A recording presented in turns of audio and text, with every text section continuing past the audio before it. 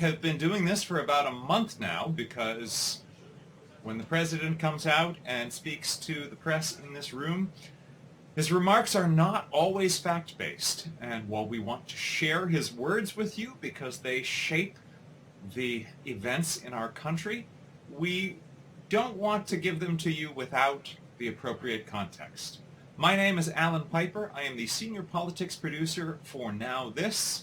I am joined today from remote locations around the country by our newsroom. We are all self-isolating. Most of us are based in New York City, the global epicenter of the coronavirus pandemic, where we have over 600,000 cases and where we have suffered over 7,300 deaths. There have been so many deaths in New York City that overwhelmed funeral homes and morgues have been overflowing, and there have been mass temporary graves dug on public land for bodies to be temporarily buried until they can have a more final resting place with their families. President Trump took the weekend off from holding these briefings to observe the sacred and solemn holiday of Easter. He acknowledged, President Trump, who has declared himself a devout Christian, acknowledged the most holy day of the Christian calendar yesterday by attacking Democrats, the media, and tweeting about the Russia investigation, and even attacking his own health expert, Dr. Tony Fauci. He shared a tweet with the hashtag #FireFauci after Dr. Fauci acknowledged on air that he and other health officials had urged President Trump to enact social distancing guidelines in the middle of February, and that had the president done so, it would have almost inevitably led to fewer deaths. So this has led to rumors that Fauci's involvement on the task force may be ending soon. We are also learning that a little bit about the new Council to Reopen America. We know so far that it has no doctors, no economists, no public health experts, and no women who are not related by blood to Donald Trump. So we're starting to get some of your questions in, and while we are waiting for the President of the United States to come out, I'd like to try to answer as many of your questions as I can with the help from our newsroom.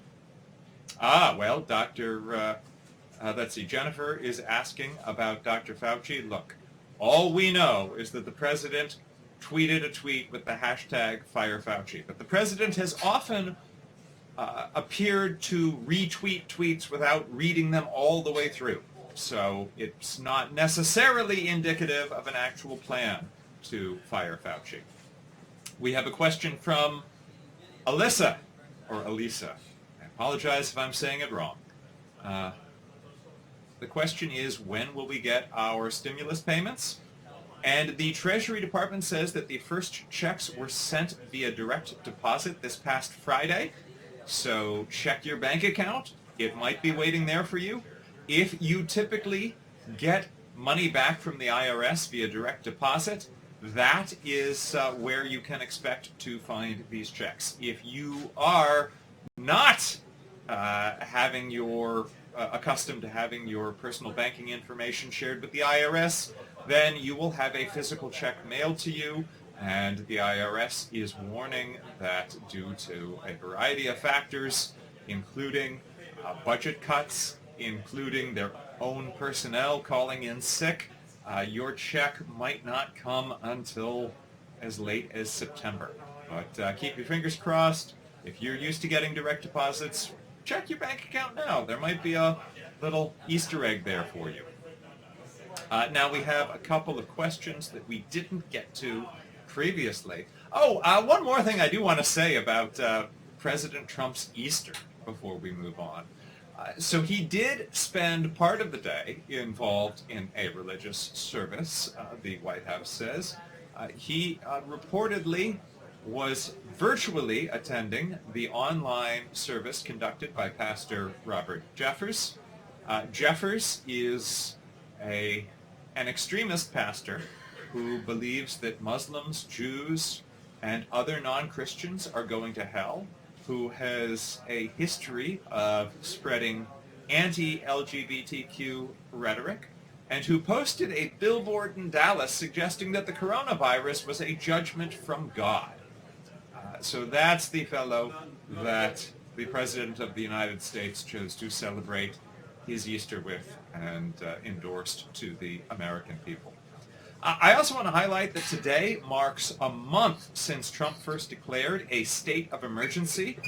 You'll remember a month ago he held a Rose Garden ceremony during which he said Google was building a website to help with the crisis. That apparently came as news to designers from Google, and this has not happened.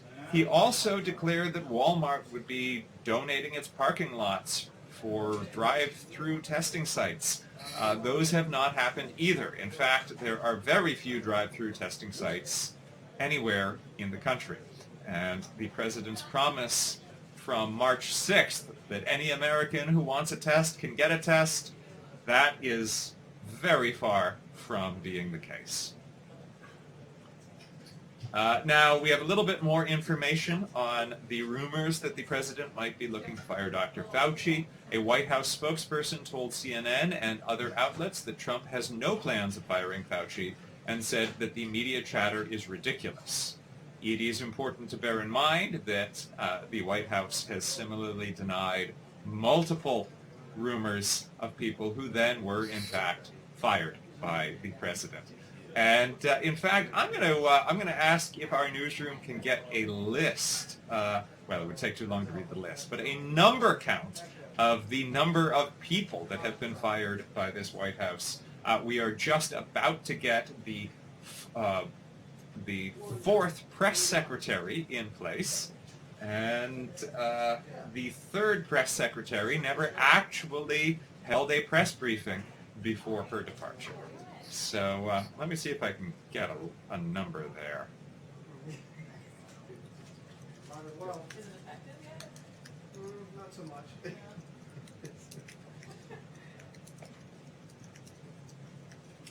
There's also a startling number of Trump campaign members who have been indicted and jailed.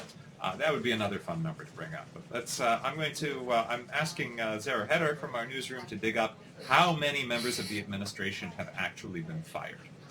All right, now we have a question from Elizabeth. Elizabeth asked on Friday, will the stimulus money be added to taxable income? And I have good news for you. This will not be taxed as income.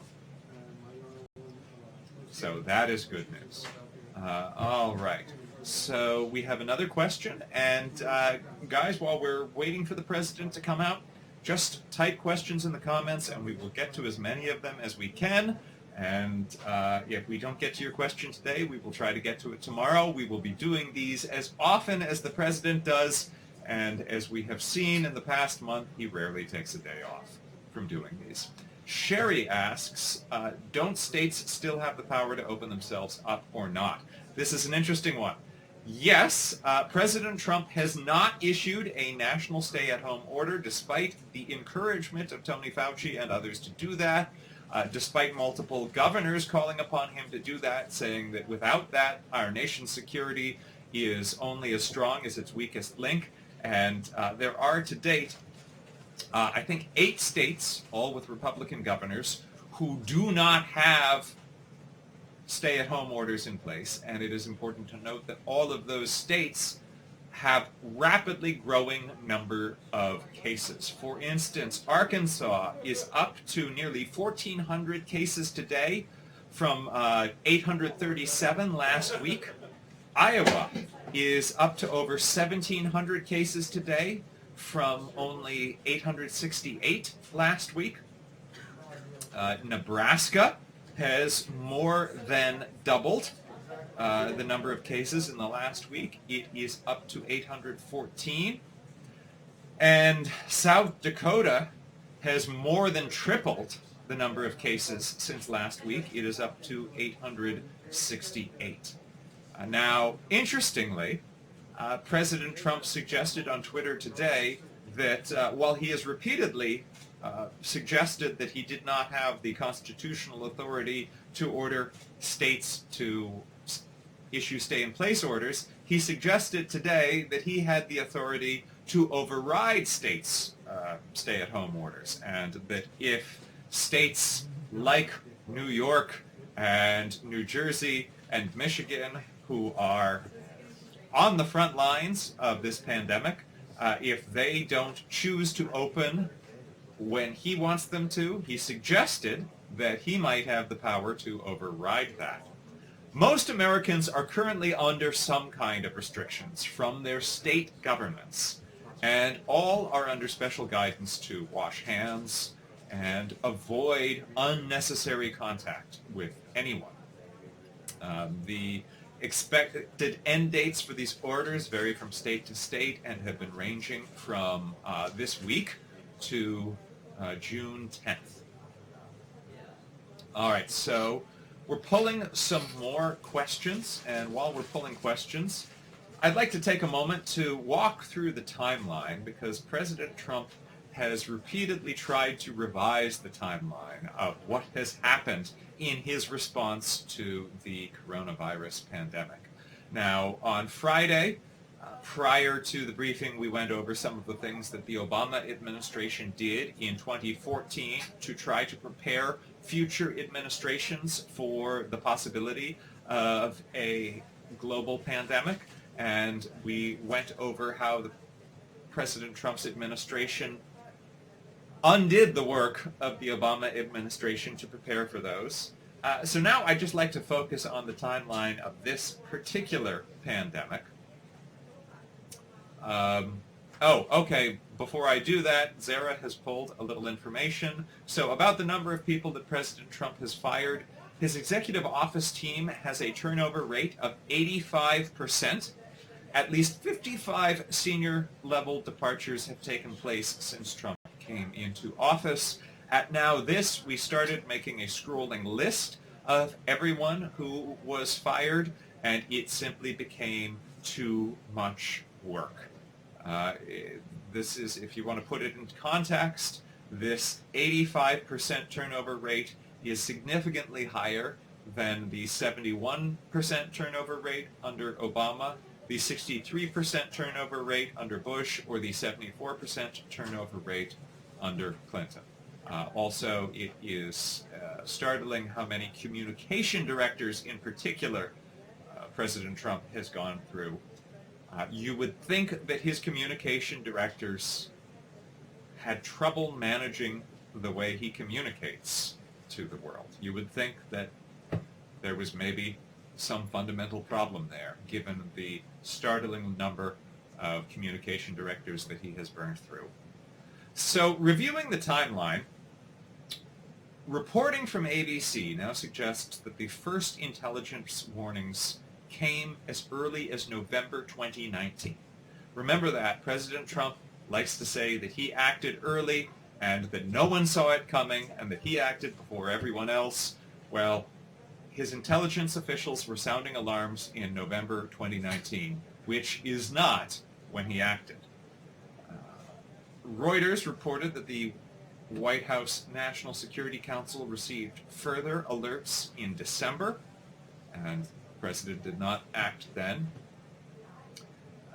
We now know that in January, President Trump likes to say that when he issued he calls it a ban on travel from China, that he was the first to suggest that, and everyone was against it. Actually, members of his administration were advocating for that in January, and at the time that they were advocating for it, roughly 14,000 travelers from China were arriving per day. January 8th, the CDC issued its first warnings. January 9th, President Trump held a rally. January 14th, President Trump held a rally. January 18th, The Washington Post reports that Secretary Azar tried to have an urgent call with the president about the crisis, and the president reportedly cut him off to berate him about his handling of an attempted ban on flavored vaping. And then, later that day, President Trump went golfing. On January 19th, he went golfing. On January 20th comes a very important date. That is the day that both the United States and South Korea diagnosed their first confirmed case of the coronavirus. South Korea immediately went to work on a plan for widespread testing, which went into effect within the first 2 weeks. That did not happen in the U.S. January 22nd, when asked whether he was worried, President Trump said no, not at all. And he said, we have it totally under control. It's one person coming in from China. It's going to be just fine. Let's remember this. President Trump now likes to say that he never downplayed the threat of the virus. But that is exactly what he did during January and February.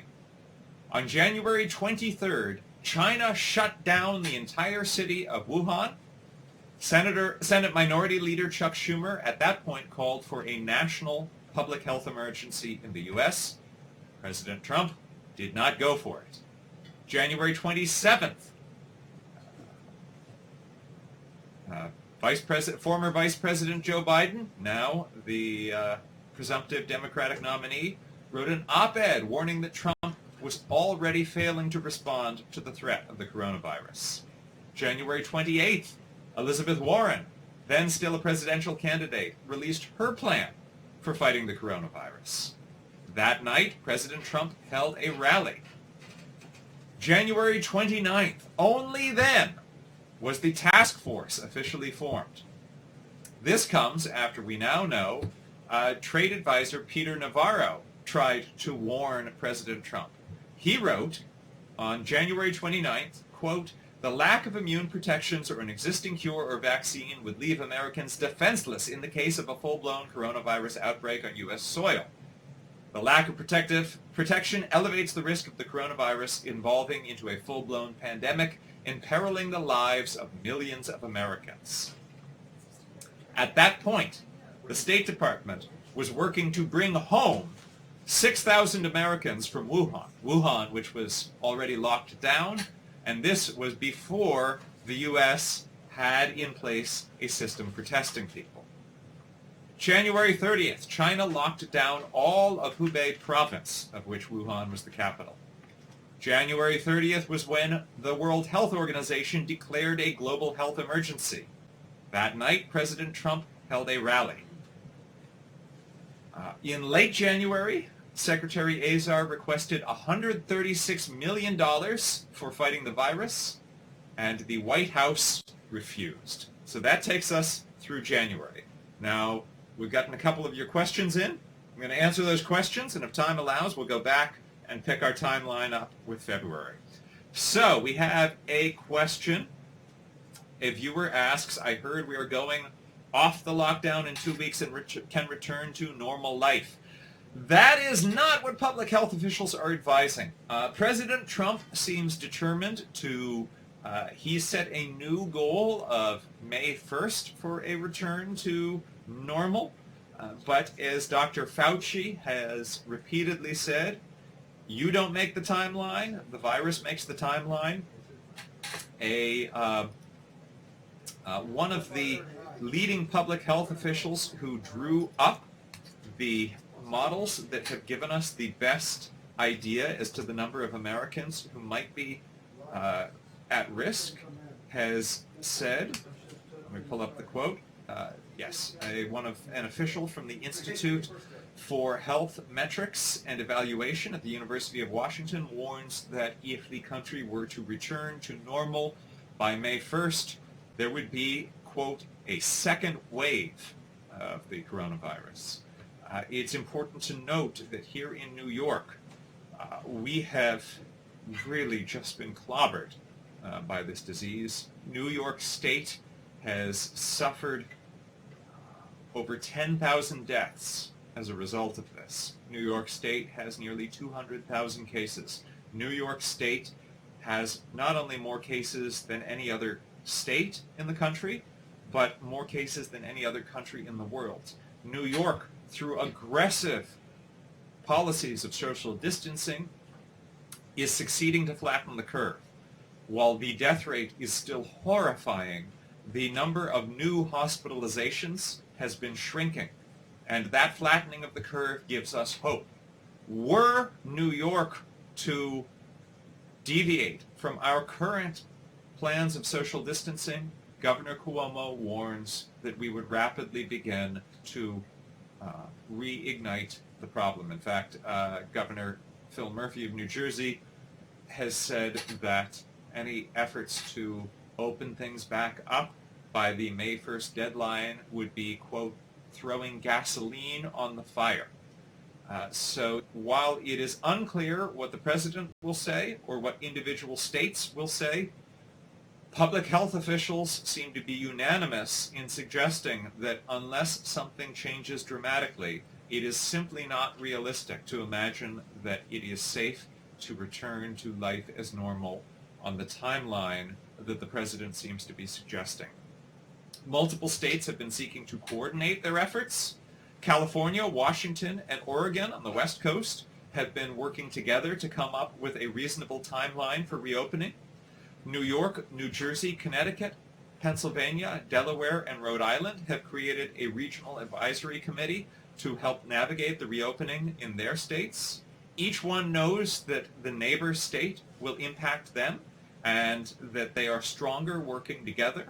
It is striking to see governors stepping up to perform the duty that the President of the United States has refused to do in setting any sort of uniform national guidance. President Trump has repeatedly compared the effort to fight the coronavirus to a war effort, but unlike a war effort, he's taken an attitude where states are on their own to figure out how they will fight this war.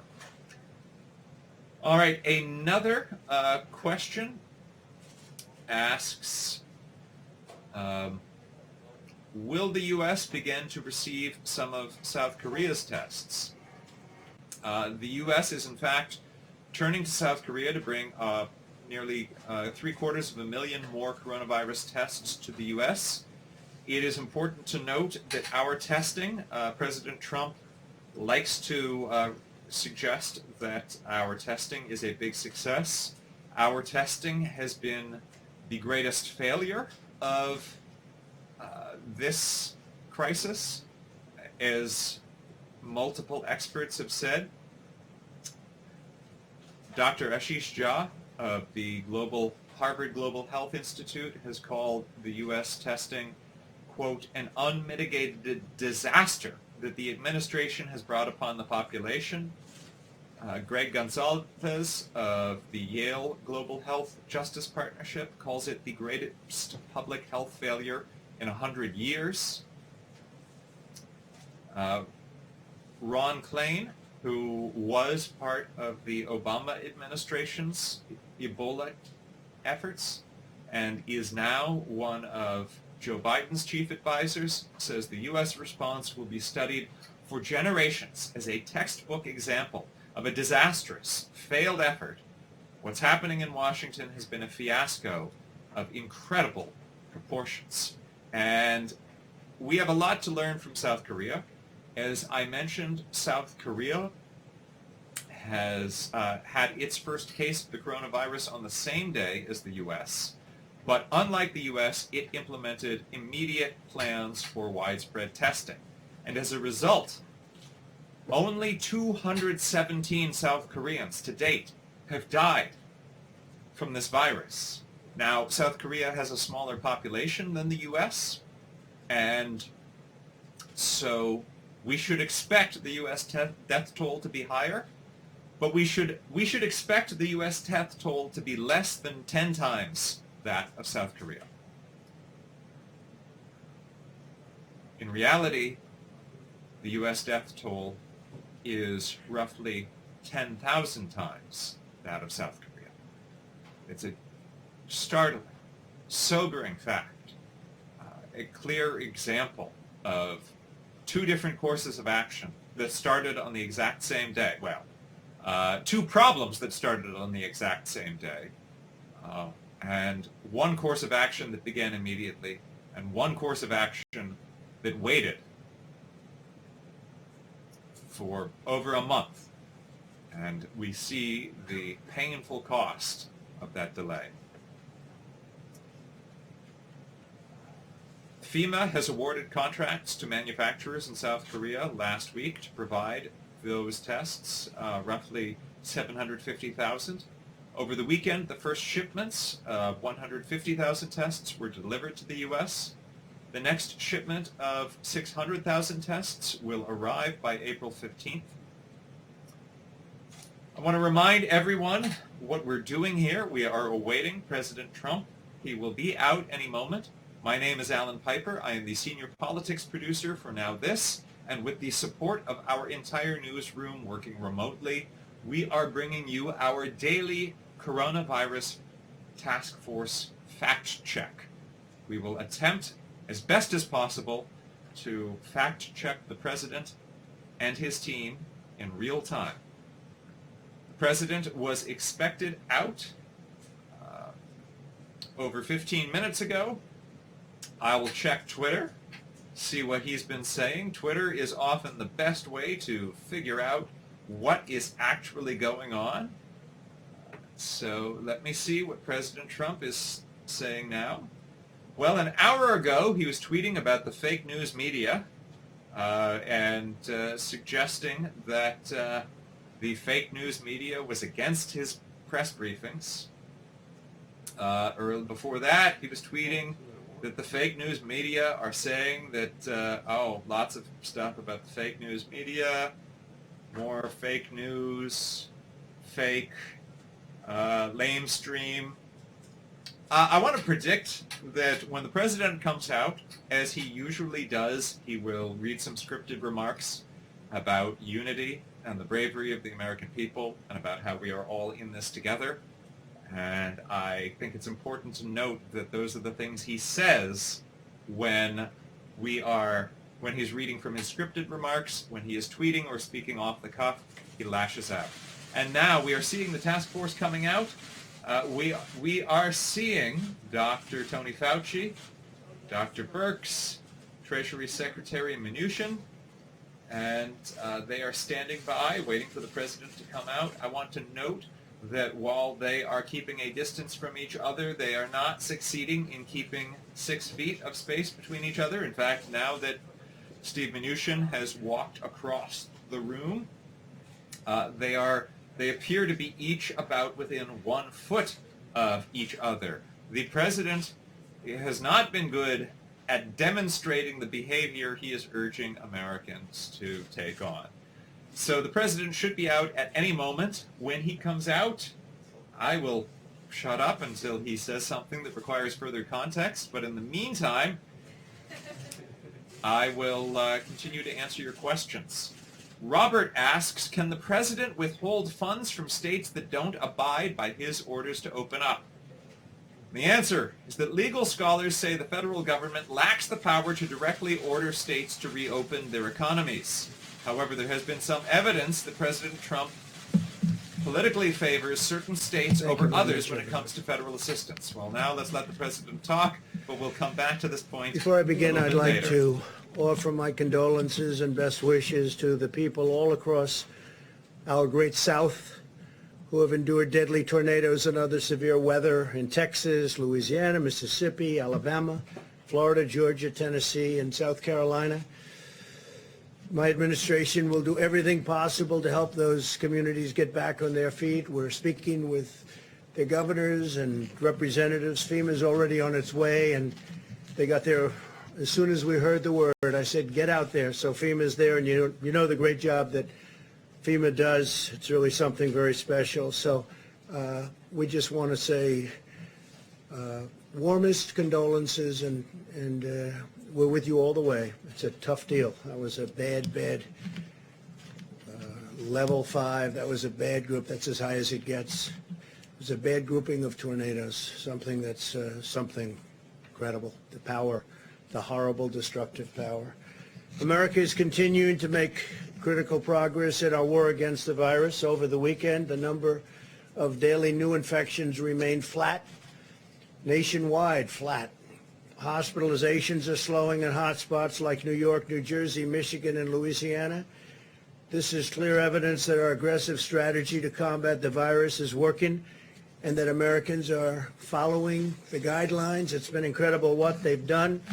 You looked at the charts, and the charts are... Now, when the president says that the number of new cases in the U.S. over the weekend was flat, that is misleading. The number of cases continued to go up over the weekend and is now at over 568,000 cases. That is a slowing of growth, but that is still a very large rate of growth per day. Care advisors and experts who have been with us right from the beginning. We appreciate it so much. In fact, Dr. Fauci's here. Maybe I could ask Tony to say a few words before we go any further. Thank you very much. Tony, please. Thank you, Mr. President. Just a couple of things, and then I just want to make a comment about something that happened yesterday. You're going to hear from Dr. Birx soon about the numbers that we've been talking about, how things are starting to balance off. And I think the more as we go by each day, I think we're going to see, and again, I never like to get ahead of myself or of Dr. Birx, but it looks like... And about the numbers leveling off, I want to put that in context. When President Trump said that the numbers were flat over the weekend, that would give you the impression that there were not new cases. The fact of the matter is that 100,000 new cases were diagnosed in the U.S., so that is a great number of new cases. It is just a slower growth than previously. For about an hour, and they really wanted to know what exactly are we going to be doing in the immediate as well as the long range about the health disparities and the discrepancies both in infection and in poor outcome in the minorities in general, but specifically African American. And I mean, I made it very clear to them that what we have to do is focus on getting the resources where the vulnerable are, to be able to get testing done, to be able to get the appropriate identification where proper and where appropriate, to isolate and contact trace if we can, but also to help mitigate in a community that is suffering and suffering much more disproportionately. So I just wanted to get that out of the way. The other point I wanted to make is that I had an interview yesterday that I was asked a hypothetical question. And hypothetical questions sometimes can get you into some difficulty because it's what would have or could have. The nature of the hypothetical question was, if in fact we had mitigated earlier, could lives have been saved? And the answer to my question was, as I always do, and I'm doing right now, perfectly honestly say, yes. I mean, obviously, if mitigation helps, I've been up here many times telling you that mitigation works. So if mitigation works, and you instigate it and you initiate it earlier, you will probably have saved more lives. If you initiated it later, you probably would have lost more lives. You initiated at a certain time. That was taken as a way that maybe somehow something was at fault here. So let me tell you from my experience, and I can only speak from my own experience, is that we had been talking before any meetings that we had about the pros and the cons, the effectiveness or not of strong mitigations. So discussions were going on mostly among the medical people about what that would mean. The first and only time that Dr. Birx and I went in and formally made a recommendation to the president to actually have a, quote, shutdown in the sense of not really shutdown, but to really have strong mitigation. We discussed it. Obviously, there would be concern by some that, in fact, that might have some negative consequences. Nonetheless, the president listened to the recommendation and went to the mitigation. The next second time that I went with Dr. Birx into the president and said, 15 days are not enough. We need to go 30 days. Obviously, there were people who had a problem with that because of the potential secondary effects. Nonetheless, at that time, the president went with the health recommendations, and we extended it another 30 days. So I can only tell you what I know and what my recommendations were. But clearly, as happens all the time, there were interpretations of that response to a hypothetical question that I just thought it would be very nice for me to clarify because I didn't have the chance to clarify. Thank you. Excuse me? The date. You know, to be honest with you, I don't even remember what the date was. But I can just tell you the first and only time that I went in and said we should do mitigation strongly, the response was, yes, we'll do it. And what did you do? Is that the travel restrictions? No, the travel restriction is separate. That was whether or not we wanted to go into a mitigation stage of 15 days of mitigation.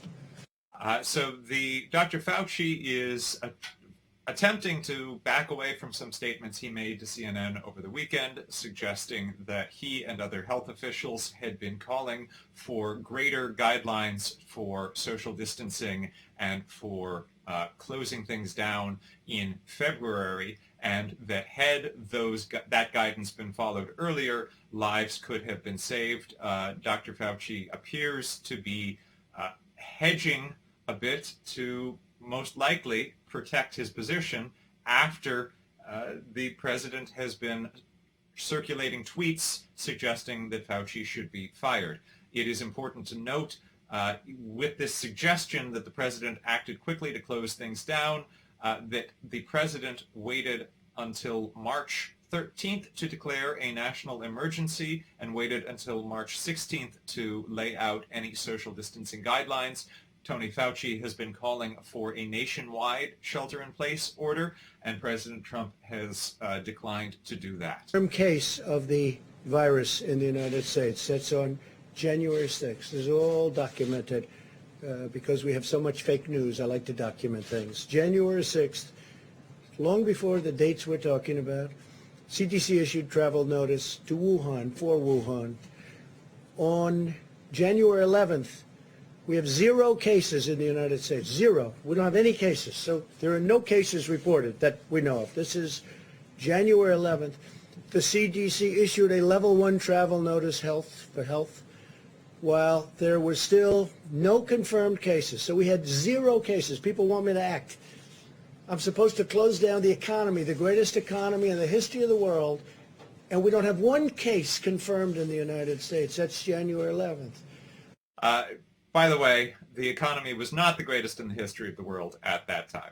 Entry screenings at 3 major U.S. airports that received the greatest volume of passengers from Wuhan at my instructions.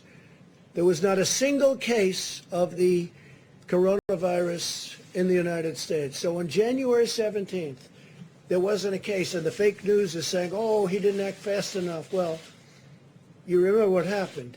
Because when I did act, I was criticized by Nancy Pelosi, by Sleepy Joe Biden. I was criticized by everybody. In fact, I was called xenophobic. This is not true. President Trump repeatedly falsely claims that he was criticized for placing travel restrictions on China, and this is not true. He was called xenophobic, but not for that. More for just his ongoing acts of xenophobia. The time we're talking, because when Tony's talking, I believe he's talking about the end of February. On January 21st, okay, still early, there was 1 case of the virus. At that time we called it the Wuhan virus, right? Wuhan. There was 1 case in the whole United States. We had 1 case. This is all documented. It all comes from you. A lot of it comes from you people. On January 21st, the CDC activated an emergency operations center. There was just 1 case, 1 person. That's why that ad was such a phony. There was 1 person in the United States. You know, they use the ad, there's only 1 person. That statement was made at that time. 1 case in the whole United States, 1 case. By the way, that patient was diagnosed on January 1st, but he originally sought treatment on the 15th. And it is important to note that South Korea had 1 case on that same day as well, and it implemented a very different approach, and that is why there have been fewer than 300 deaths in South Korea. Right? Not 1 person. So we have this massive country, The United States of America. We have the greatest economy in the world. He is correct. This country is the United States of America. It was not having the greatest economy of all time. It had been stronger at many times based on many metrics, but we'll get back to that. Employment numbers, the best employment numbers, best unemployment numbers also, the best of everything. So on January 31st, think of it, not one person has died. Not one. Nobody died. Not one, John. I don't think you'll find any. This is reported by CDC, confirmed by the news, which doesn't mean anything to me because they don't tell the truth. But CDC reported January 31st, not one person has died, and I issued a travel restriction from China. Think of it. So nobody died, and I issued. You can't get earlier than that. So we have... You actually can get earlier than that. Many states put restrictions on travel from China in place much earlier than that, and there was reason to believe, that is, he's already said that the CDC had issued its first warning on January 8th, so you certainly could get earlier than the end of January. January 31st, in the United States, not one person had died because of the Wuhan virus. So I issued travel restrictions on that date, even though nobody died, and I got brutalized over it. He did not. No one particularly objected to these restrictions, and they did not go into place until February 2nd. However, he keeps saying that you couldn't have been earlier. We know that since the beginning of January, roughly 420,000 people have arrived in the U.S. from China after we knew that China was experiencing an epidemic, and when there was no testing in place to test them when they came here. Same restrictions that the Democrats and the media called xenophobic. They did not call the restriction xenophobic. They have called President Trump xenophobic for a variety of reasons, including referring to this as the Wuhan virus or the Chinese virus, but they did not object to the travel restrictions. Call me racist and other things. It is true. Joe Biden has said that the president has engaged in racism, but he did not suggest that these travel restrictions were racist. People from his campaign who are smart, people that write these little PR releases are pretty smart, reasonably good, not the best, but they're not bad. But they issued a statement saying that Joe Biden agrees that that President Trump was right to close it down to China. Now, he did that. Now, he issued it on a Friday night. We've all heard about that, John, Friday nights, right? In fact, his was later Friday night than I ever released mine on Friday nights, okay? I want to point out he's suggesting that he was ahead of Joe Biden in responding to this crisis on January 27th, long before these restrictions on China went into place. Joe Biden had already published an op-ed saying that President Trump needed to do more to confront the threat of this virus. We think it's very safe. Come here, let's all have the big parade, Chinatown parade. Probably referring to San Francisco. And that's it. But I took this action early.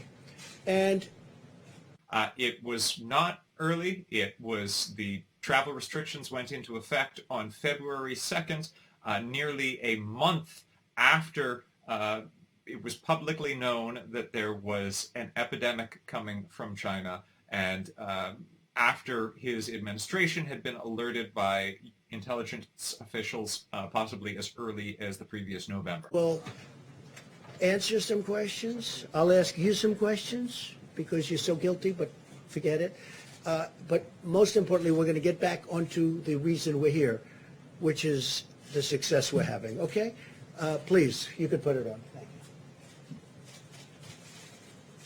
People should be more concerned right now with the flu in this country. A lot of people are concerned about the coronavirus because they're hearing a lot of news about it right now. But the reality is, comparing it to the flu, for example, it's not even close to being at that stage. What if it is worse? Is this a moment where maybe countries put politics? Well, this is interesting. The president seems to be calling out Fox News for minimizing the virus, and it is true that Fox News did, in fact, minimize the virus, and the president and Fox News were in lockstep.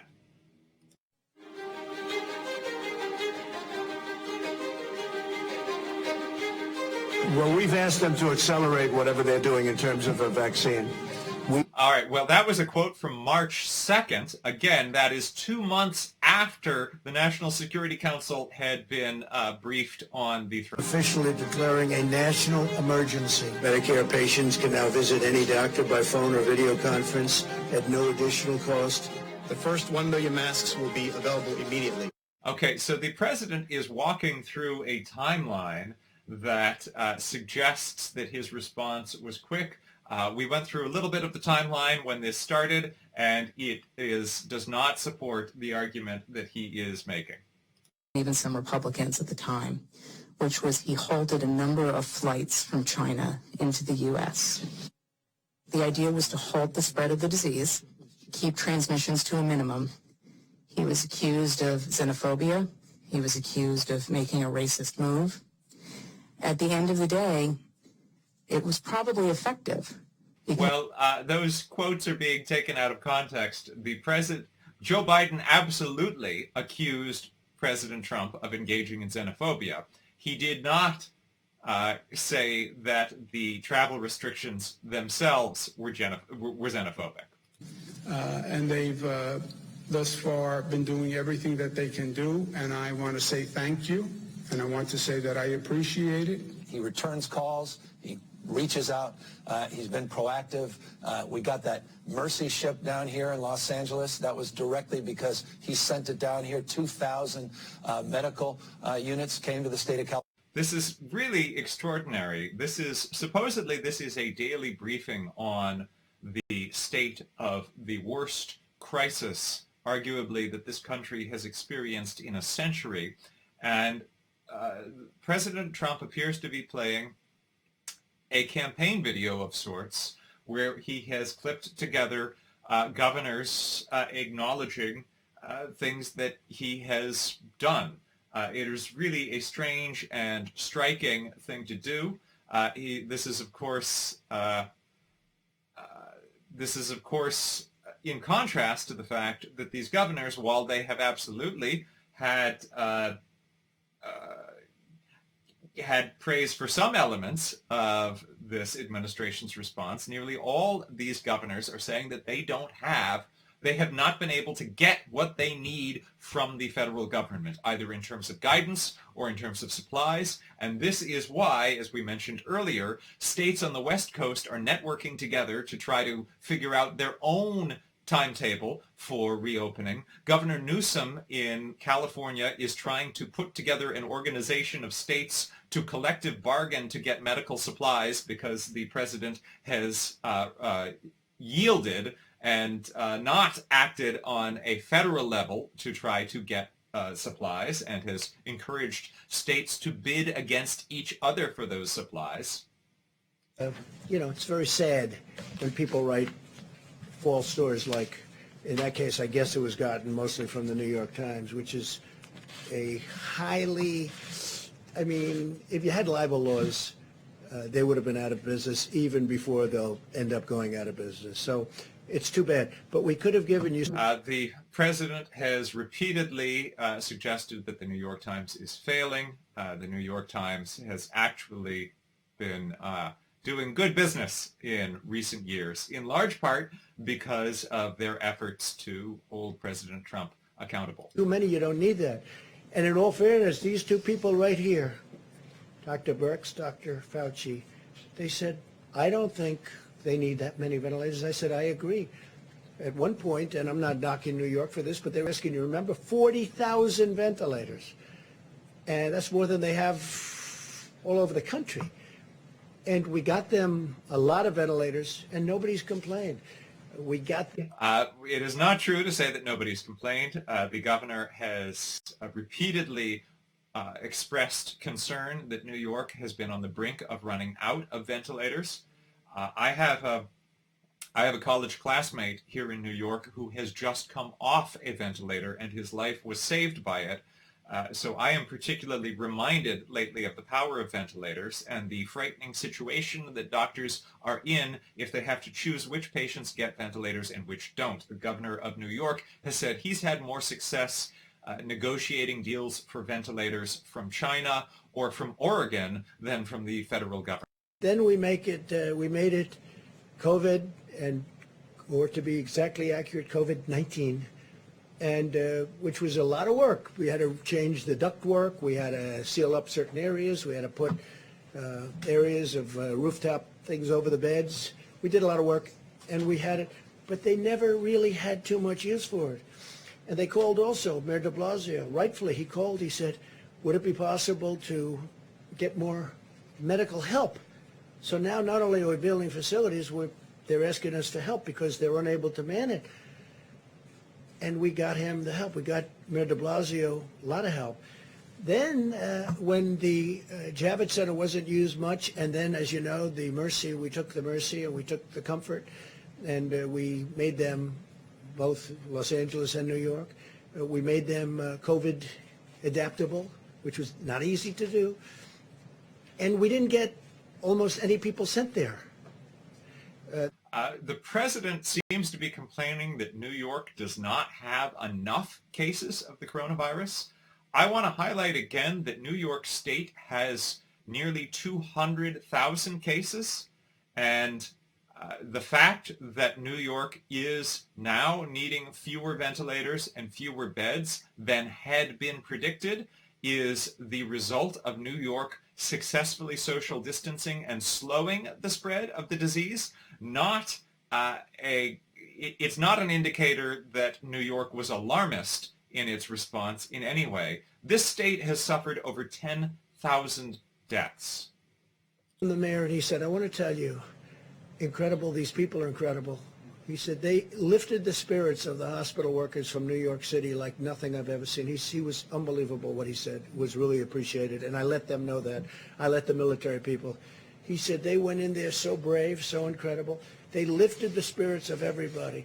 We did all of this work, but when you read the phony stories, nobody acknowledges this.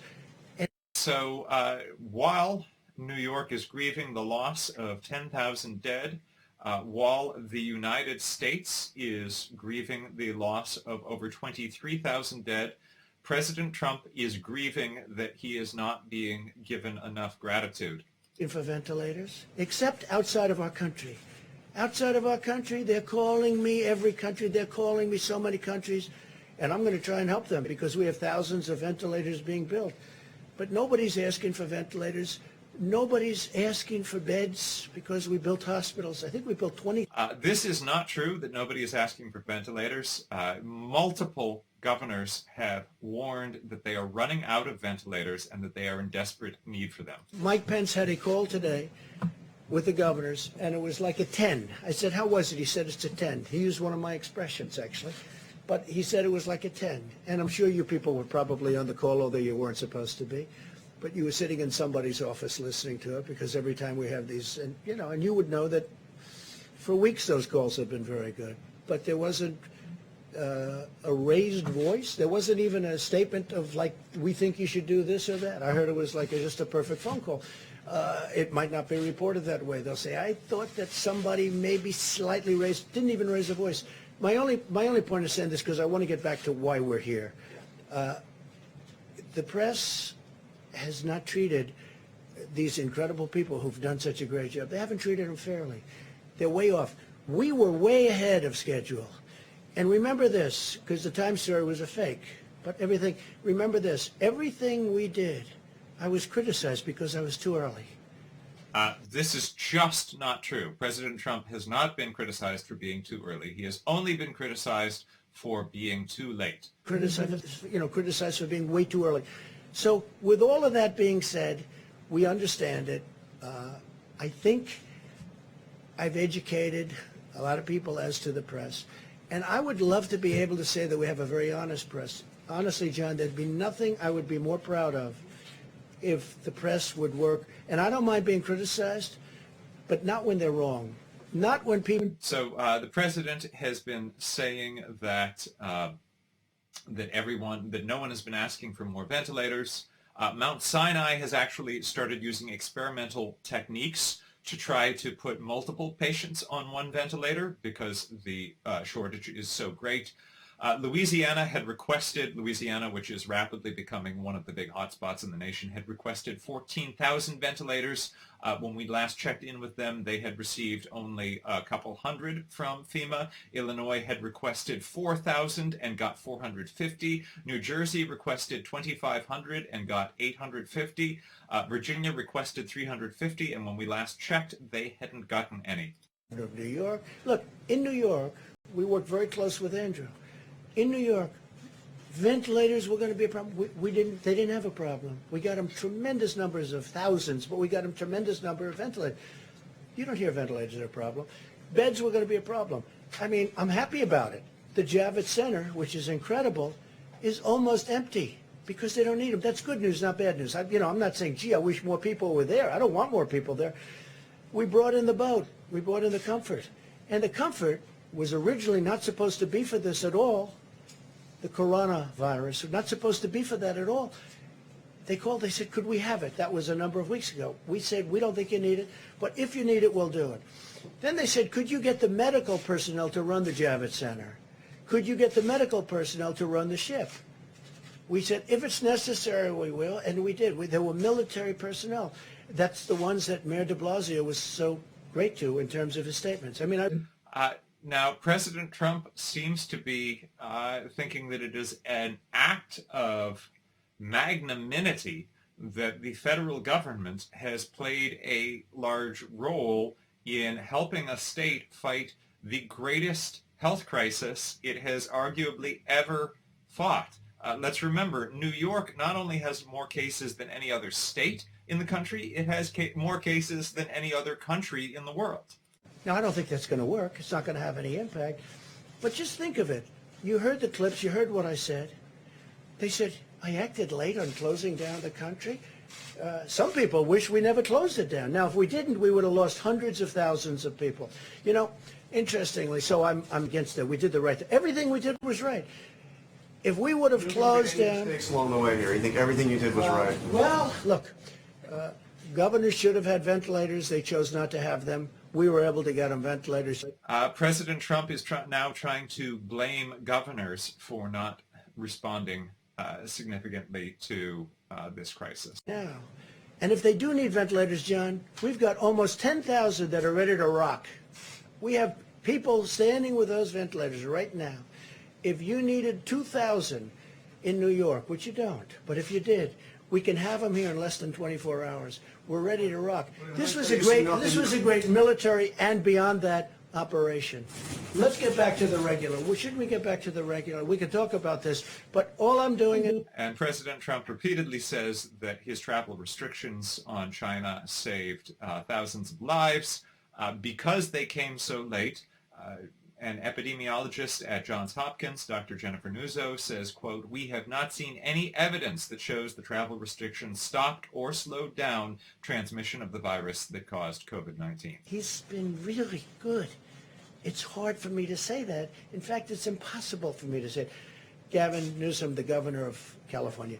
I have many clips from I have some clips from Anthony that I didn't want to put up, which were really good. I think Anthony would be the first one to say, when I closed the country to China, when I closed the China ban, whatever you want to call it, Anthony said I saved a lot of lives by doing that. I mean, am I correct? I don't want to put words in Anthony's mouth, by the way, and I like him. Today I walk in, I hear I'm going to fire him. I'm not firing him. I think he's a wonderful guy. You tweet something that said fire Fauci. Why did you fire Fauci? I retweeted somebody. I don't know. They said fire. Doesn't matter. Did you notice that when you retweeted it? Yeah, I notice everything. So you retweeted it even though it said time to fire No, Fauci? no, that's somebody's opinion. All that is an opinion. And you elevated No, it. I was called about that. I said, I'm not firing. In fact, if you ask your friends in the office, in the public relations office, I was immediately called upon that. And I said, no, I like him. I think he's terrific because this was a person's view. Not everybody's happy with Anthony. Not everybody's happy with everybody. But I will tell you. The president is suggesting that when he retweets something, that it is not in any way an endorsement of it. 50 governors and territories, by the way. People don't ever mention that. We have territories. We have 50 governors and territories, and many of those governors are Democrats.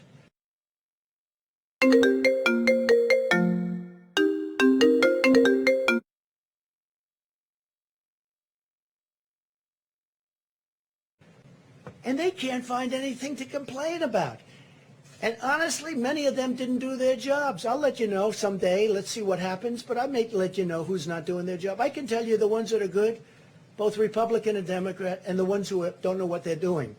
But we help some of the ones that don't know what they're doing. They should have had their own stockpiles.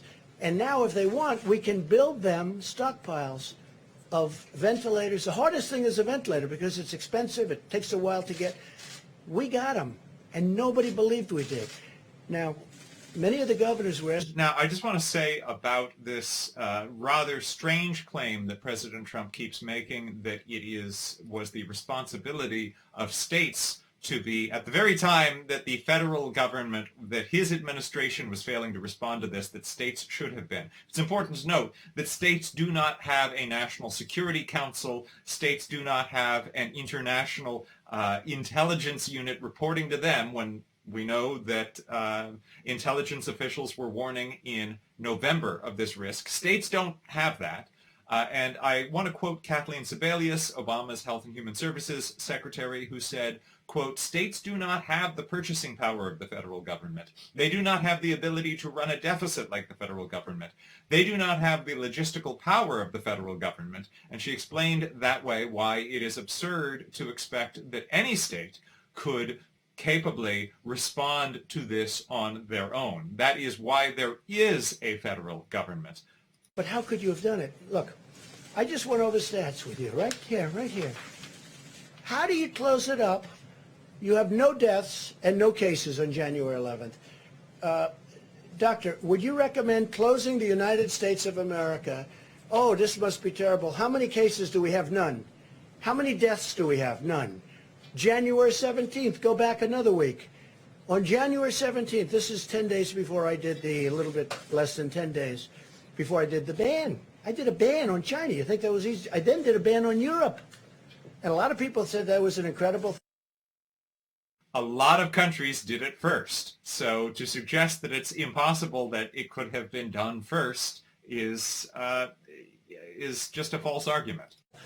But how do you close up the United States of America? So on January 6th, no deaths. On January 11th, no deaths. And no cases. On January 17th, no cases, no cases, no deaths. I'm supposed to close up the United States of America. Well, the CDC had issued its first warning on January 8th. President Trump could have stopped travel from China at that time. Again, he did not for almost a month. And by the way, some people think I should have waited longer and maybe ridden it out. I disagree with them, okay? But it was thought of. I mean, that was an alternative. You know, there are a lot of people that would have said, let's ride it out. Now, I'll give you the... There are not public health advisors who suggested that. Catastrophic. Because their numbers are, Anthony, 1.6 to 2.2 million people would have died if we tried to do that. And I did this last time. Cut it in half. Don't say 2.2 million. Cut it in more than half. Say 1 million people died. Well, that's much more than the Civil War. Cut it in half. Take the million and cut it in half. That's 500,000 people would have died. Now, that number we would have reached, okay? That would have been easy to reach if we did nothing. The president seems to be suggesting that he negotiated down the death toll from this disease. It is important to remember that even the rosiest case scenario now suggests that this disease will kill more Americans than the Vietnam War. Later is in Chinatown saying, let's all march, this is not going to happen. How come we have many of the experts from CNN and many other networks, if you call CNN a network, I don't personally, but we have CNN, we have many other places, and they're all saying, the president can't resist insulting the media, even in the midst of a press conference where he's addressing a national crisis. On January 17th, you have no cases and no death. We actually did have a case. It had not yet been diagnosed, but the first person who ultimately was diagnosed went into the hospital on January 15th. The ban, Joe Biden went crazy. He said, you don't need the ban. He didn't go crazy. Like he He didn't even know what the hell the ban was. But so he didn't go crazy. But this is simply not true, and on January 27th, before President Trump had placed these travel restrictions, which were not in fact a ban, Joe Biden was calling on President Trump to do more, not less. Democrat thought I made a mistake when I did it. This is not true. He was not criticized by Democratic leadership for doing this. Yourself some time. You didn't use it to prepare hospitals. You didn't use it to ramp up testing. Right now, You're 20 million so people disgraceful. are unemployed. It's so disgraceful the way you said it. Let me just listen. I just went over it. Or this rant supposed to make people I just went over in it. an unprecedented crisis. Nobody thought we should do it, and when I did it. But what did you do at the time? This is not true. He made this call at the advice of public health officials. It is not true to say that nobody thought he should do it. Excuse me. You reported it. 0 cases, 0 deaths on January 17th. February. The entire January. month of I said in February. Your video January. has a complete gap. On January 30th. What did your administration do in February with the time that your travel ban A lot. A lot. And in fact, we'll give you a list. What we did, in fact, part of it was up there. We did a lot. Look. President Trump is saying that he did a lot in February. Let me run through some of the things he did in February. On February 1st, he golfed. On February 5th, he turned down a request for funds from Secretary Azar. On February 10th, he told people that it was going to go away when the heat came in April. On February 15th, he golfed. On February 19th, he held a rally. On February 20th, he held a rally. On February 21st, he held a rally. On February 24th, only then did he ask Congress for additional funding, and he tweeted that the coronavirus is, quote, very much under control in the USA. On February 26th, he told Americans that you should treat it like the flu and that the risk to the American people was low. On February 27th, he said like a miracle that's going to disappear. On February 28th, at a rally, he called it a hoax. He said that the way the media and Democrats talked about it was, quote, their new hoax. So that is what the president did in February. Authority you have to order the country reopened. What authority do you have? Well, I have the ultimate authority, but we're going to get into that in a minute. We're going to just finish this up. We're going to tell you about other things that we've done right. But I will say this. Had we said, let's just keep going and let's not do a closing, whether it's 2.2 that they at one point predicted as an outside or 1.6 at a lower number, you cut it all the way down to 6 or 7 or 800,000, take just a fraction of the number that could have happened, it literally would have been more than the Civil War. It would have been a disaster. So the minimum number was 100,000, and I feel pretty good that we're going to be substantially below, Anthony, the 100,000, and I hope we will. All right, so today, the Department of Health and Human Services is announcing 5 new contracts to procure large numbers of additional ventilators under the Defense Production Act, which we used a lot, by the way, which you didn't like to talk about. President Trump really failed to ever fully implement the Defense Production Act, which would have allowed him to require manufacturing companies in any industry, in every industry, to begin producing ventilators. He's saying that everybody has enough ventilators. According to data from Friday, New York says that even though the number of cases has slowed, New York is short over 14,000 ventilators. New Jersey is short over 5,000 ventilators. Michigan is short. Michigan, which is rapidly becoming one of the big hotbeds, is short 27,000 ventilators. Pennsylvania is short 1,000 ventilators. Louisiana is short 1,000 ventilators. Florida, well, I'll come back to Florida. Illinois is short 3,000 ventilators. Indiana, a lot of states are short of the ventilators that they believe that they need.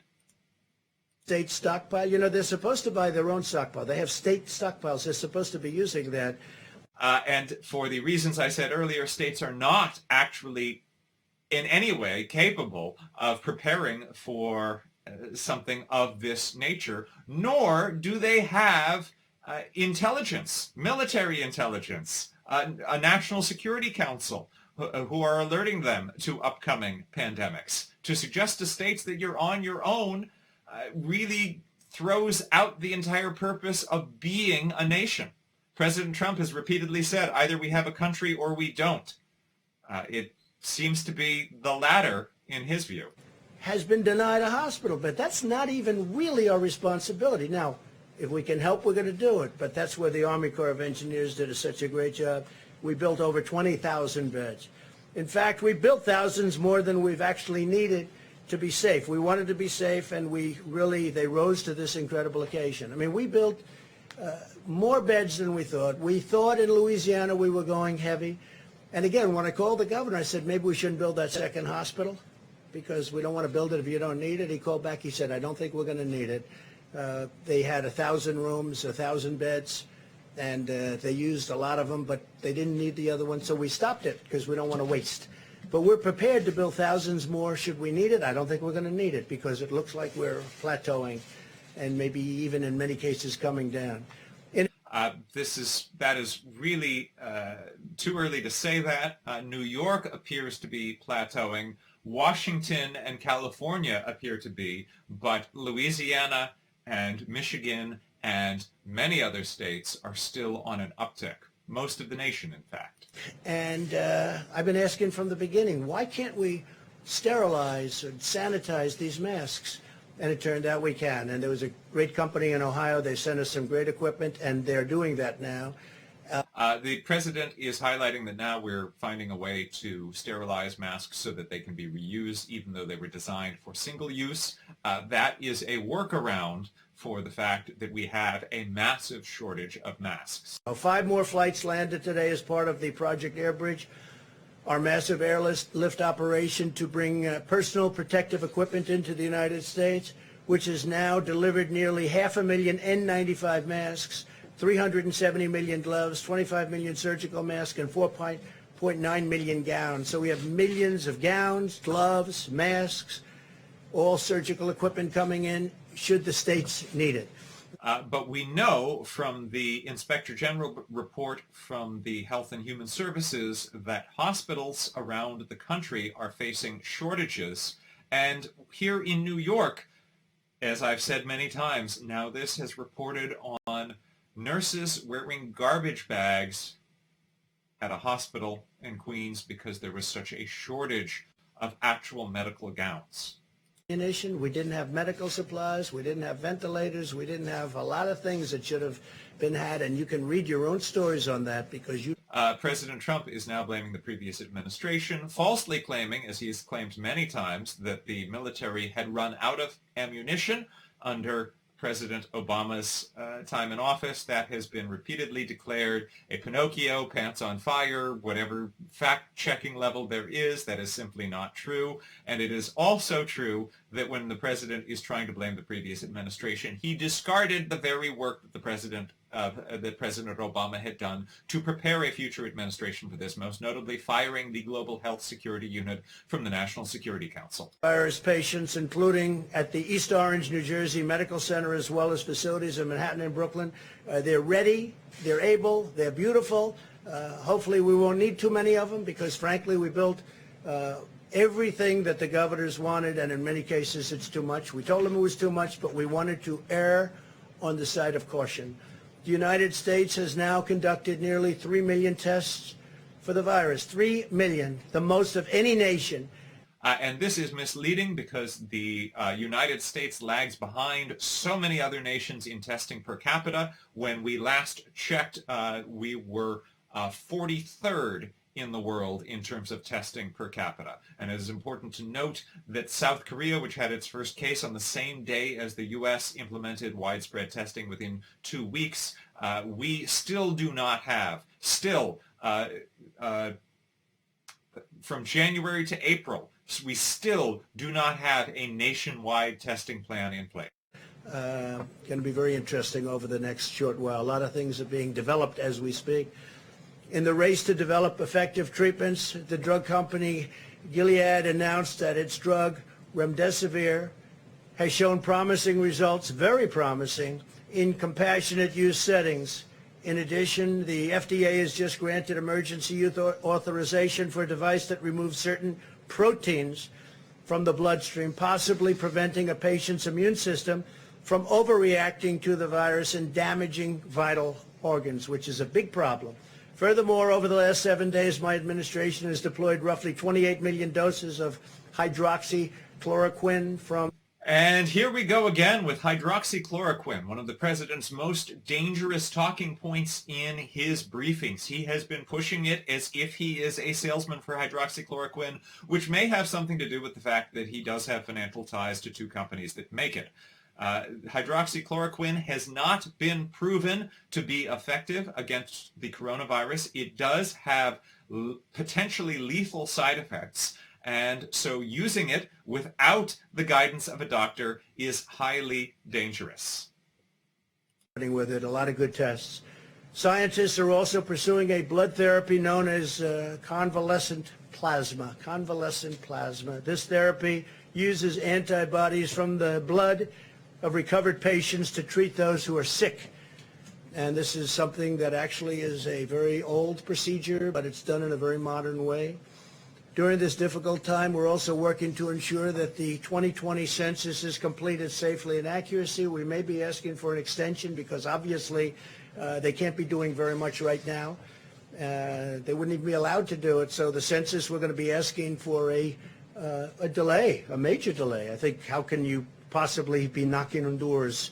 Now, the president has been trying to suppress turnout on the census. There was a large scandal with the fact that the president was insistent on adding a citizenship question to the census. The census is supposed to count the number of people in the U.S., not just the number of citizens, and multiple experts made the case that by putting a citizenship question on the census, it would discourage participation from non-citizens and thereby lower the number of immigrants, documented and undocumented, who actually fill out the census. Nearly 80 million Americans will receive a total of $147 billion, and from what the Secretary of the Treasury tells me, that's very much on time and going very nicely. He'll be speaking in a moment. Again, they're bragging about the speed of these relief checks that should be going out, while direct deposits are expected very soon. The IRS has warned that physical checks could take until September to get out. It's a tremendous success, and they should extend it and increase it. This has been a tremendous success. So successful that the banks are taking a little bit longer to distribute the money, but it's going rapidly. This is a funny definition of success. He said that the Paycheck Protection Plan is so successful that they're having trouble implementing it, which would, by many definitions, be a lack of success. Banks, in fact, have reported that they are overwhelmed with applications and have, in many cases, not been able to process the applications because there are so many. The many governors, health professionals, scientists, and business leaders for their incredible hard work and input over the past month, and even long beyond a month, Mike, I would say. You know, we've been working together with a lot of them for, it seems like, forever. I've been having many discussions with my team and top experts. The president seems to have, I don't know if that was one of those moments where he says the quiet part out loud. President Trump just said that we've been working on this for a month. Let's remember, today's date is April 13th. And it is true. He only declared a state of emergency a month ago. But January was when the CDC put out its first public warnings about this crisis. And January 20th was the first diagnosed case in the U.S. Return to normal life. Our country's going to be open, and it's going to be successfully opened. And we'll be explaining over a very short number of days exactly what is going to be. We've also, as you probably heard, developed a committee. We're actually calling it a number of committees with the most prominent people in the country, the most successful people in the various fields, and we'll be announcing them tomorrow. This weekend, the United States also helped facilitate an unprecedented agreement among the 23 nations of OPEC+. That's OPEC plus additional energy-producing nations, representing many of the world's largest oil-producing countries to stabilize oil markets. And we have, in fact, and I think you've seen a big stabilization over the last couple of days. Together, countries around the world will cut oil production by approximately 20 million barrels. People are... I want to note here that part of this deal, Mexico is reducing the amount of oil that it's producing, and the U.S. is paying them. The U.S. is paying Mexico to produce less oil. So we've gone from Mexico will pay for the wall to America will pay for Mexico to produce less oil. Workers who are supported by the U.S. oil and gas industry. It's a very monumental agreement. I want to thank Saudi Arabia and the King of Saudi Arabia, the Crown Prince of Saudi Arabia, both.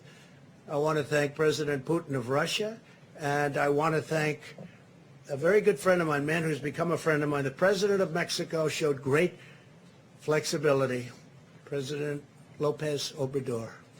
He probably was happy to show this flexibility once President Trump said that Mexico would be paid for not producing oil. Oh, and the President, this is a very historic deal, very historic. So we'll see how it all goes.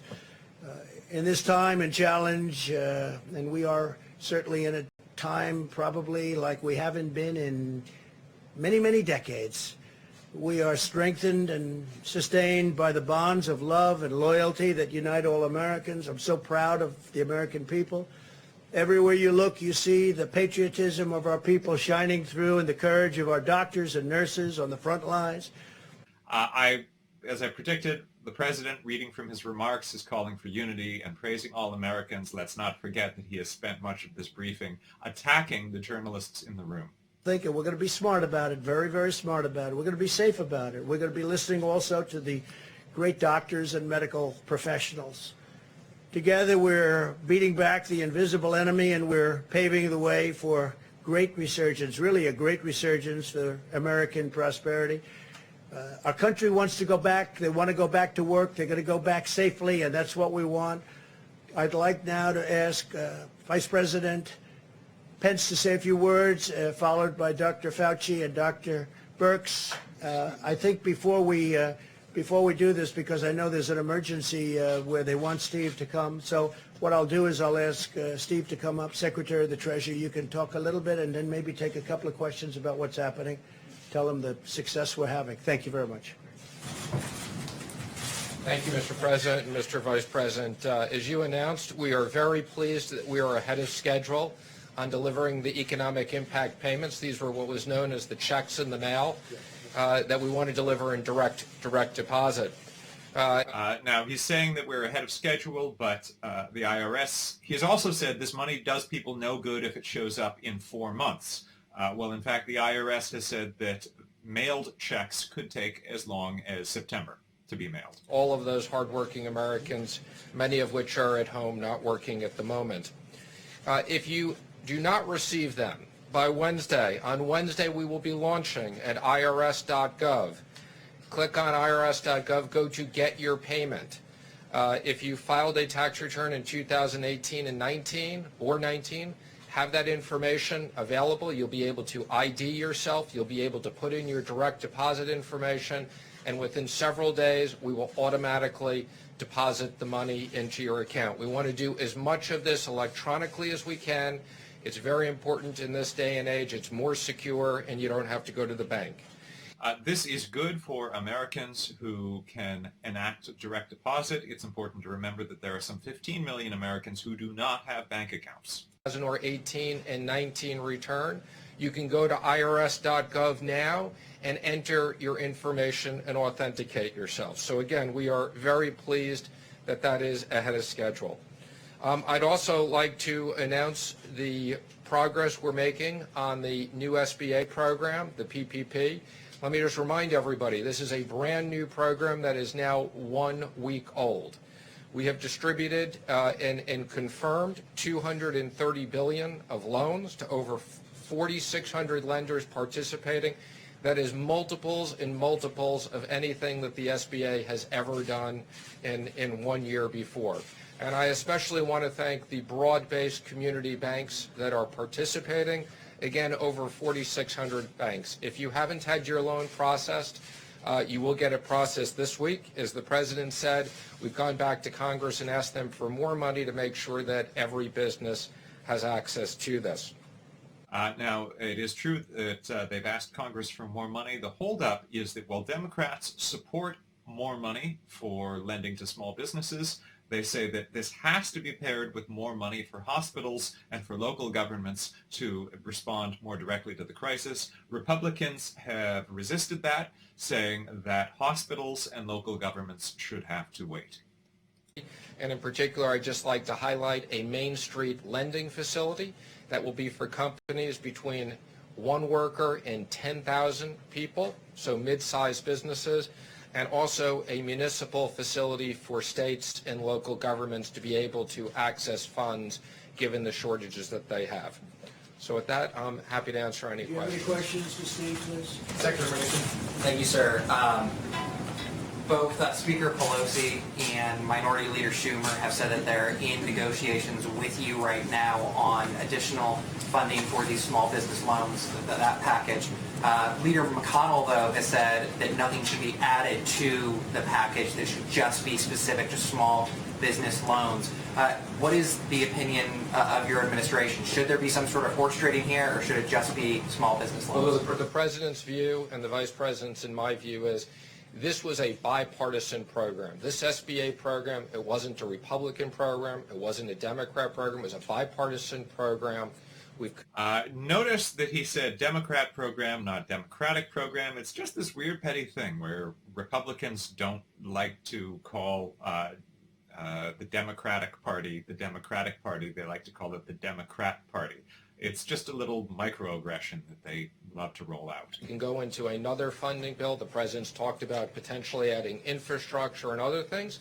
We think there is a likelihood we will need more money, and we will sit down and try to get a bipartisan bill. But this is important we deliver on small businesses. 50% of the people work for small businesses. Thank you, sir. What's the emergency that the president said you had to go for? The president said you had an emergency negotiation over this bill? Yeah, well, because we don't want to run out of money. We've used about $220 billion of the $350 billion. We don't want to run out of that money. We don't want to create panics that people won't get it. So that's why we want to top that up, and we've asked for another $250 billion for that program. And again, let me just remind you, every dollar we spend in this program, we save $1 of unemployment insurance. So even though we're asking for $250 billion, it really won't cost that much. Now, I want to point out the sticking point here is that Treasury Secretary Mnuchin is saying that this money for small businesses is an emergency, and therefore it needs to be spent right now. Democrats are asking for money for hospitals, and they're being told they'll have to wait for that, and maybe that can be dealt with when we deal with infrastructure payments for rebuilding bridges. The reason for more money for more hospitals is that there are currently 568,000 sick Americans with the coronavirus. So while it is absolutely true that there is a financial crisis, there is also, if you haven't noticed, a medical crisis, which is why Democrats are seeking to add funding for hospitals. I've had discussions with the President. I know he's considering it, and I believe he's going to make a decision later in the week. Everything has to be safe. What is your advice to the President? My advice is as soon as it's ready to open and based upon the medical professionals, and again, we're working very closely with the President and outside business leaders to develop a plan. I just want to ask you, Mr. President, what do you think, if you could sketch for us what reopening the economy looks like? Do you think it's going to be everything open, or do you think... We'll be doing that over the next few days because we'll probably be making a statement about that and exactly what it looks like. I know what that looks like, but I also want to get the advice, in a sense. We have some of the biggest from every business on this council. We're actually setting up a number of different councils or committees, I guess you could call them. And we have a lot of smart people. I think that they will give us some also good advice. But no, we want to be very, very safe. At the same time, we got to get our country open. And I understand that, Mr. President. Do you think there is a possibility then that what you do is you open it incrementally? Do you think people will go back to restaurants, concerts, the cinema? I do think so. Eventually they will, yeah. And let me ask one. I think eventually they will do that.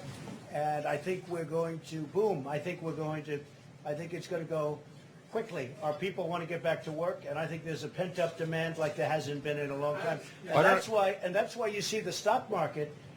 I mean, to think that the stock market's at the level it is right now with all that this world and this country has gone, and look at the European Union, how badly decimated they've been.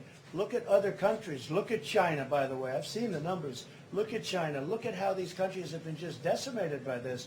And now, the president is suggesting that recent stock gains show strength in the economy. It's important to note that the Dow closed its worst quarter in 124 years at the end of this quarter that just ended. In regards to some of your tweets earlier today, and I think it was Steve's question, my question to you is what provision in the Constitution gives the president the power to open or close state economies? And then numerous provisions. We'll give you a legal brief if you want. And then we'll be looking forward to that, sir. But following up, what happens if you say, for instance, we want states to reopen, but California or New York do not open? What would you do then? I think everybody wants to open. I mean, so can I just ask one I other guess, thing on that could happen, but I don't think that would happen. States that have closed, ordered schools closed. It's been states that have ordered businesses like restaurants. That's because and I let that bars. happen. Because I would have preferred that. I let that happen. But if I wanted to, I could have closed it up. But I let that happen. And I like the way they've done it. And the 7 that remained really in sort of a semi-lockdown, if you look at those states, they've really done a very good job. They're very much different from a New York or from other places where they've been hit very hard. Well, actually, it is true to say that these 7 states that still don't have stay-at-home orders are very different from New York. While they have a lower number of cases, they have a much greater rate of new cases. And as I mentioned earlier, Arkansas has gone to nearly 1,400 cases, up from 837 a week ago. In South Dakota, the number of cases has more than tripled in the last week. Same in Nebraska. So it is not true to suggest that these states that don't have stay-at-home orders are not being hurt by that. And we more than backed them up. We did a job that nobody ever thought was possible. It's a decision for the President of the United States. Now, with that being said, we're going to work with the states because it's very important. You have local governments. They're pinpointed. It's really, you talk about, it's like a microchip. They're pinpointed. We have local government that hopefully will do a good job. And if they don't do a good job, I'd step in so fast. But no, they can't do anything without the approval of the President of the United States. Go ahead, please. So if some states refuse to reopen and you order them to, the 10th Amendment of the Constitution says all powers that don't reside in the President of the Congress reside in the states. How do you overcome that? Well, if some states refuse to open, I would like to see that person run for election. They're going to open. They're going to all open. The ballot box. I think that's something that's not going to happen. They want to open. They have to open. They have to get open. Every one of those states, the people want to go and they want to. Now, some are in a different situation. You have, I won't name states now, but I will over the next 2 or 3 days. I'm going to be very specific. But you have some states where this is not the kind of a problem that it is in New York or Louisiana or Michigan or other places that got hit very hard. It's also important to note that because we do not have a nationwide system for testing, we don't know that states that are reporting a low number of cases actually have a low number of cases. President Emmanuel Macron said that he will keep the shutdown in France till the middle of May. Does that mean that the U.S. will keep the ban on France got flights hit from very Europe? hard. France got hit very hard. And again, he has to do what he has to do. He's a friend of mine. But France, Spain has just been decimated. You look at what's happened in Italy, it's a very well-known fact, what happened in Italy. No, they were hit very hard. Question for Secretary. It is true that Spain and Italy and France have been hit hard, but the U.S. has more cases and more deaths than any of those countries. Invited yet. We just reviewed the names with the president today. And are they from all sectors? Yes, Energy? there's vertical, so every single area of the economy we wanted to be represented. Great. One other thing, is there anything else needs to be done to work on industry, oil industry jobs, to save oil industry jobs after the deal this past weekend? Well, I think there's always things. So we're working with Larry Kudlow. I mean, we have economic plans for every single part of the economy. Obviously, in the case of the oil industry, they've been hit especially hard, because you've had both the supply issue and you've had the demand issue. Have you figured out the bailout money for the airlines, what the allocations for the airlines? So I'm pleased to say we've worked very hard. I think, as you probably have seen, we put out a press release that we have now had discussions with almost all the airlines. I've personally had discussions with all the major airline CEOs.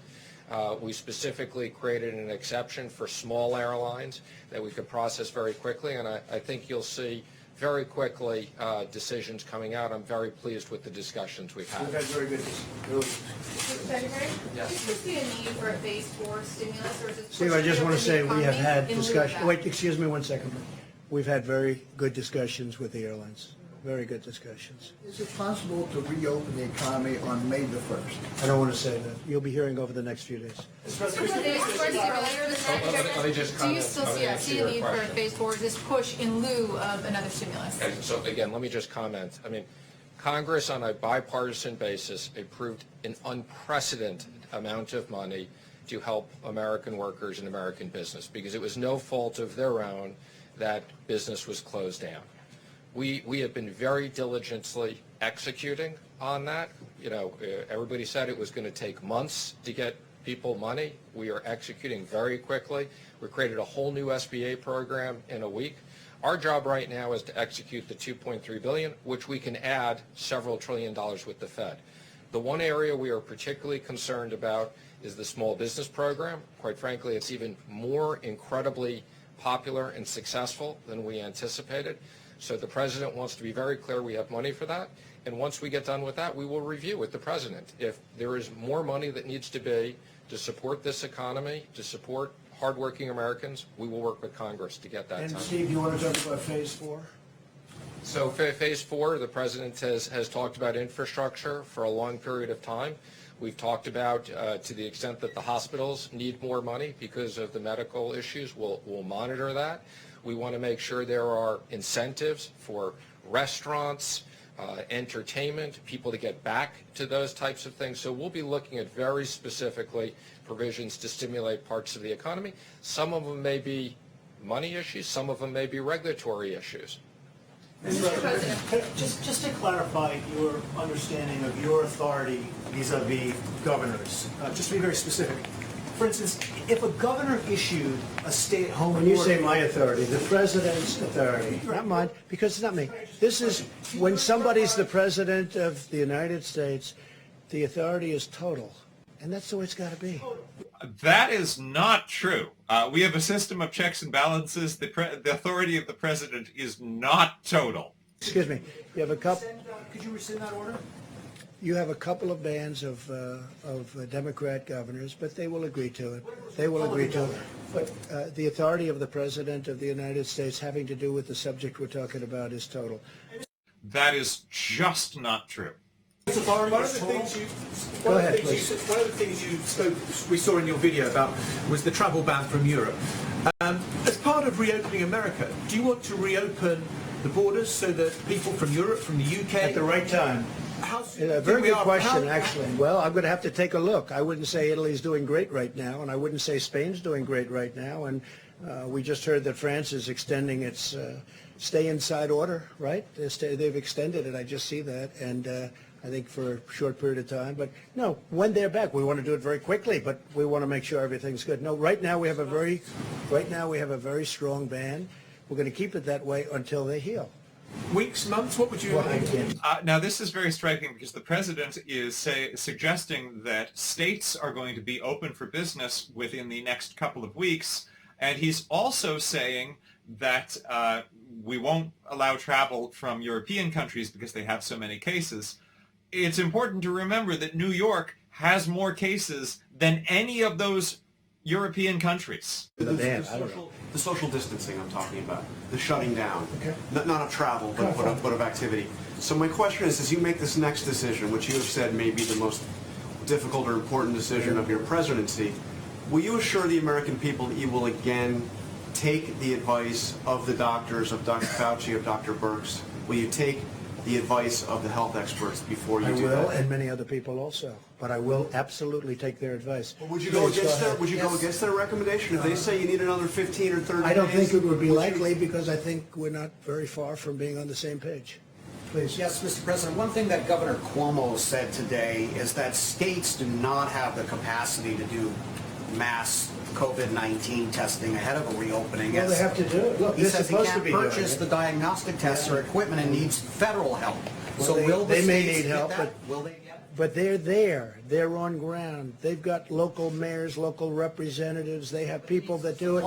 And what we did last time is unprecedented. We literally rebuilt tests. We rebuilt a whole industry because we inherited nothing. What we inherited from the previous administration was totally broken, which somebody should eventually say. Not only were the... This is, of course, not true. As we have highlighted, the president did not inherit a broken system. He inherited a system which he broke.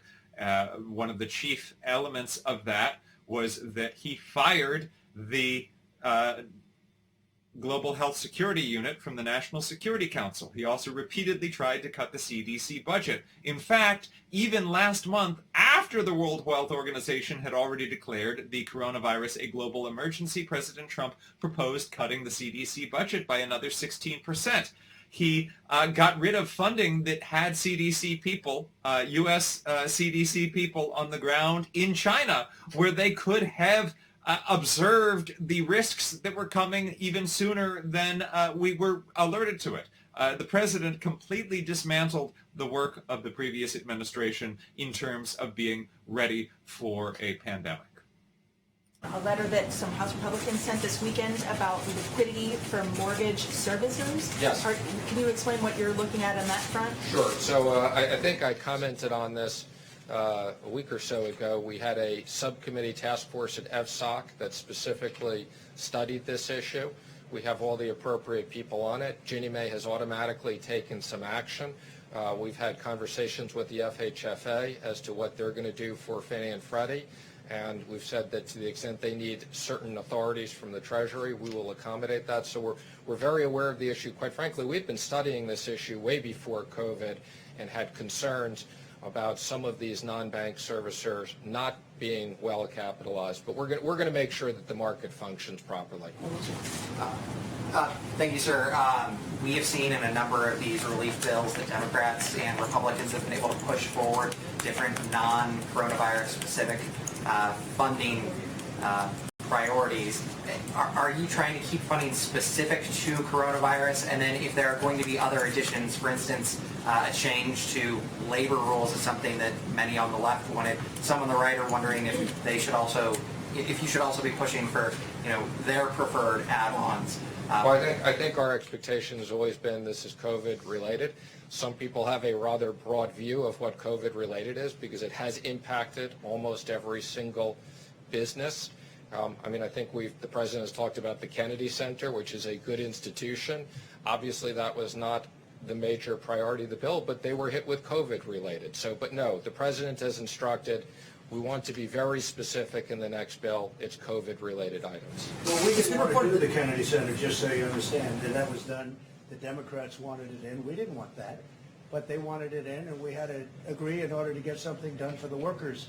But we want this to be for the workers and for companies that employ the workers. That's what we're looking for. We're not looking for extraneous nonsense. Reported that you argued at the time the China ban was being discussed, that was too disruptive to the global economy. Is that accurate? Yeah, let me be clear. I had nothing to do with the China ban. I wasn't on the task force at the time. I'm not even sure I think I was traveling at the time, but I never had any, I was not part. I did become very active and after the China ban, but that report in the New York Times was not accurate. I was not part of the task force at that time, and I was not involved. Matter of fact, I think I may have been traveling. This is a proposal by Senator Hawley to get direct payments to employers to pay people who have been laid off and to keep people on payroll. Does the administration support that proposal? Well, again, that is the PPP. The PPP is basically sending money to small business, 50% of American workers, to keep those people paid. And it's the most efficient way. Every dollar, as I said, we do through that, it's one less dollar of unemployment. And more importantly, we want those people to be associated with the business, so as soon as the president is ready to open up the economy, those businesses are together. We don't want those businesses to fall apart. That's why this is such a successful program. But are and we you want talking about Congress to remember unemployment? that. You're talking about the unemployment. Sending it indirectly to the states. We would have preferred that it was sent directly to the people. The Democrats wanted it to be sent through the unemployment system, and you know, I've talked to you about it. We have 40-year-old equipment in many of those systems. They're run by the state. But I'm hearing they're getting the money out anyway. So some of them are, and some of the states aren't, and we encourage, we're working with the states to try to up it. So this is a weird, bizarre claim that President Trump has repeatedly made. He's suggesting that it was an odd decision for unemployment to be administered by state unemployment offices, which is the only way that unemployment is administered. President Trump has repeatedly suggested that it would somehow be easier for the federal government to have directly issued unemployment, which would have meant an entirely new government program, since unemployment has always been administered through the states. Very well with the governors, and I feel very certain that there won't be a problem. Yeah, please, go ahead. Has any governor agreed that you have the authority to decide when their state I haven't asked back up? anybody, because I don't, you know why? Because I don't have to. Go ahead, please. But who told you the president has the total authority? Enough, please. You mentioned the vice president's call with the governors today. It is striking the way that President Trump, in particular, shuts down female journalists with statements like "enough" when they ask questions, especially for a question when the president is claiming total authority, which the Constitution clearly does not give him. Which one? What did you say? He said the CARES Act ignored the budgetary shortfalls. Well, they're looking at things in phase 4 where they have, where they talk about states, and they're also talking about hospitals. They're talking about states who have been battered, and they're also talking about hospitals, and we're certainly willing to look at that. Will you urge Congress on their behalf? We'll see what we all come back with, but they are talking about states, and they're talking about hospitals. OEN. Thank you, Mr. President. Governor, This is Chanel Rion. Listen to what she has to say. She's a fringe reporter from a conspiracy theory promoting outlet. other states The sale of what? non-essential goods. She has banned the sale of non-essential goods. Many are calling this draconian, unconstitutional. As president, do you think that if other states were to follow her example in the coming weeks, that the federal government should intervene? Well, I don't think that's going to happen. I think it's very extreme, but she's doing it, and I think it's going to be over a long way before we have to start thinking about it too much. It is strong. It's a very strong position to take. But they're making a lot of progress in Michigan, so let's see how it all works. What is the status of the funding for the World Health Organization? We're going to be talking about that very soon. I'm getting a full report. I'm not happy with the World Health Organization. Not happy with the World Trade Organization either. We've been ripped off by everybody. We have, this country, for so many years, has been ripped off by everybody, whether it's a World Health or World Trade. They're like, I call them the Bobbsey twins. They look at our country. For years and years, we had people that did nothing about it. We're doing a lot about it. So we'll have a report, and we're also talking about the World Trade Organization. But we've made a lot of progress there. We're now winning cases for the first time because they know I'll leave if we don't get treated fairly. This country, our country, was at a point where we rarely, if ever, won the lawsuits within the World Trade Organization. But now we're winning a lot of them because they know I'm not playing games. We will pull out if we have to. We just won a $7 billion lawsuit, which was very nice. Do you expect a decision this week on cutting funding for the WHO? Yeah, I would say by the end of the week I'm going to make a decision on that. Yeah. Right now there's a lot of things happening. On China, why are there no consequences for China for the misinformation How do you know that there they are no share? consequences? We've been asked it. How do you know there are no consequences? What are the consequences, Mr. President? I for wouldn't the tell you. misinformation? China will find out. But Why people- would I tell you? People are concerned that they stonewall. No, you started off by that they saying, why are there misinformation. no consequences? This a few times, so follow up on your response. President Trump never seems to pass up an opportunity to insult a female journalist. The last person on earth, I'd tell. There Go will be ahead. consequences. Yeah, please. Mr. President, actually, this is a question for Mr. Vice President. Do you agree with the President's statement and his understanding of federalism that his power is total, right, in the way that he described it? Is there anything you'd like to add or any context you'd like to add to the way he was discussing that? I support the President's leadership under the National Emergency Declaration that he signed. We're standing before you today, the first time in American history, when all 50 states have issued emergency declarations, and the territories. This is an unprecedented time in the life of the nation.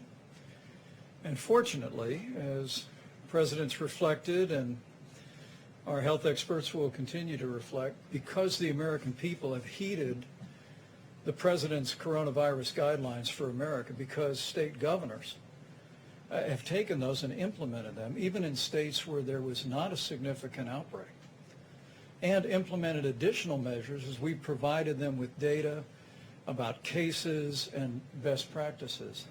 We're making real progress as a country. You But think make these no powers are a mistake little bit about more it. circumscribed than total? Well, make no mistake about it. In the long history of this country, the authority of the President of the United States during national emergencies is unquestionably plenary. And you can look back through times of war and other national emergencies. And as the President said, we'll happily brief that. But in the days ahead, what the President has charged us to do is to work with our health experts. We're going to bring together an extraordinary group of American business leaders to counsel the President. And then working with the CDC, we're going to produce new guidelines based upon the data for every state and territory in this nation. We're going to give them guidance, and as the President's indicated, we'll continue to respect the leadership and partnership that we forge with every governor in America. But this is an unprecedented time. But I have to tell you, when you look at the fact, despite the heartbreaking loss of more than 22,000 Americans, when you look at the fact of what the health experts told us this could be, I think I only can feel a sense of gratitude to the American people, gratitude to the extraordinary team that has counseled this president, the steps that President Trump has taken, the policies that governors have implemented all across America. I mean, we were discussing today at the task force that when you look at the European Union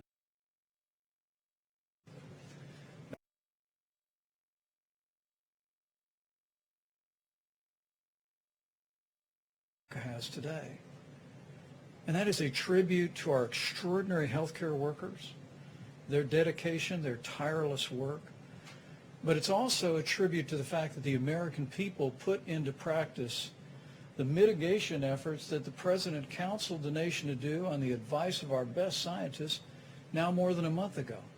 And our hospitals were not overwhelmed, and are not overwhelmed at this hour. Our hospitals absolutely are overwhelmed at this hour. We put out a video today detailing a doctor's day in the life here in New York, where her hospital is operating at 150% capacity. On as we see the numbers leveling and maybe even beginning to go down, I just encourage you to keep doing what you're doing, because of the sacrifices that Americans and American families have made through these mitigation efforts. You're saving lives and you're seeing our nation through this time. Sir, did the states tell you, you've been talking to the governors quite a bit, did those coalitions of states on the West Coast and in the Northeast, did they tell you what they were going to be announcing before they announced it? Governor Phil Murphy and the governor of Connecticut expressed today that they were going to be speaking and discussing on a regional basis what their recommendations would be. And we assured them today, on our conference call with, I think, 48 governors that were with us today for the better part of an hour and a half. We told them that what the president would be producing is directed to be produced are additional guidelines for the states, certified by the CDC, that would inform those governors and local communities and mayors about the best way forward based on the unique circumstances that those states and those communities are facing. I think what's clear is the American people have seen the experience in Washington State, where this really all began for us, and in California, and now the extraordinary challenges in the greater New York City area, including New Jersey and Connecticut, the challenges in New Orleans and Louisiana and Detroit, still Chicago, parts of Houston, but they're also seeing that in each one of those cases, that the mitigation efforts are truly working. And so we'll work with those states, and in some cases it'll make perfect sense for them to work together on a regional basis. But the president will be. I'm sorry, I didn't hear your question. Can you tell us? Did they let you know? No, you better say it. I didn't hear you. I didn't hear the statement. And we would like to have their cooperation, and we are going to have their cooperation. They will cooperate perfectly. Watch. And let me just affirm what the president said. We heard it again today in what I think was our 9th conference call with governors. I think every American would be proud to see the partnership that this president has forged with governors across the country. This is remarkable words coming when President Trump in this very briefing, has attacked governors claiming that they failed to respond to the crisis, and has also in recent briefings suggested that Democratic governors were lying about the number of cases they anticipated to make President Trump look bad. Of that partnership, and as we move forward to the president's goal of reopening America, we expect the same kind of partnership in the interest of the nation. All right, go ahead. With the new face mask. Sir, if you can hear me through the mask. Barely. Can you... I hear you well. The District of Columbia argues that they were shortchanged in the most recent funding bill because they were treated as a territory instead of as a state. Will that be made right in phase 4? Well, we're looking at that, certainly. I heard that complaint, but the mayor seems to be very happy with everything we've done. I mean, she's actually, and she was on today saying very good things. Okay, yeah, go ahead, Nevada. Yeah. Mr. President, you talked about this being the most difficult decision that you are going to have to take about whether to reopen the economy. I wonder how much it weighs on your mind the thought that if there is a second wave, now, this statement that the mayor of D.C. is very happy with the situation, this is absolutely not true. D.C. typically in funding bills is treated as though it is a state. It has roughly 700,000 people, more than the states of Wyoming or Vermont. However, it has no voting member in the House and no senator. And as a result, Republicans specifically worked into the bill this case that D.C. would be treated as a territory rather than as a state, and the mayor of D.C. Has highlighted that has left her short-handed with the materials that she needs to combat the crisis there. We have a relationship with China that we're not happy with certain things that happened over the last period of time, as you know, and I've been very explicit on that, but we know all about that, and no, China is, we've seen what they did, we've seen many other things that they've done, both pro and con, and we'll be just fine. President Trump criticizes China sometimes. He can't seem to decide what his opinion there is. He has also repeatedly praised China's response to the coronavirus, saying that the government handled it, quote, really well and did a, quote, very good job. Fairly quickly, in a few days. Rolling out that it would be before. I'm not going to say, but look, certain states are doing very well. Certain big parts of the country are doing very well. They're doing really very well. And so we're going to be putting out recommendations and guidelines very soon, Steve. Your guidelines be, would they fit each area, or would they be a uniform You're set going to of see, guidelines? I don't want to tell you now, but right now we have a very strong indication that we know pretty much, we have some good ideas. I also do want to get, we'll have video conference or at least a conference call with a lot of very good people having to do with certain fields, whether it's energy or whether it's entertainment and restaurants, et cetera, et cetera. We have to get people back into restaurants. We have to do what we have to do, whether it's deductibility or not. We'll see, but it should be deductibility. You'll get them back so fast. President Trump has repeatedly made this bizarre claim that if meals are more tax deductible, that will single-handedly reopen the economy and make restaurants more profitable. There is no economist who supports that notion. Be a partisan issue. Have your advisors told you that that could save lives? Well, absentee ballot, are you talking about? But on a massive scale because of the coronavirus. Well, I don't know what she did. I mean, I didn't see that. When did that happen today? Yeah, today she's part of that's a nonpartisan group. I wish her a lot of luck. Yes, Mr. President, there's a little bit of confusion about your phone calls yesterday with President Putin.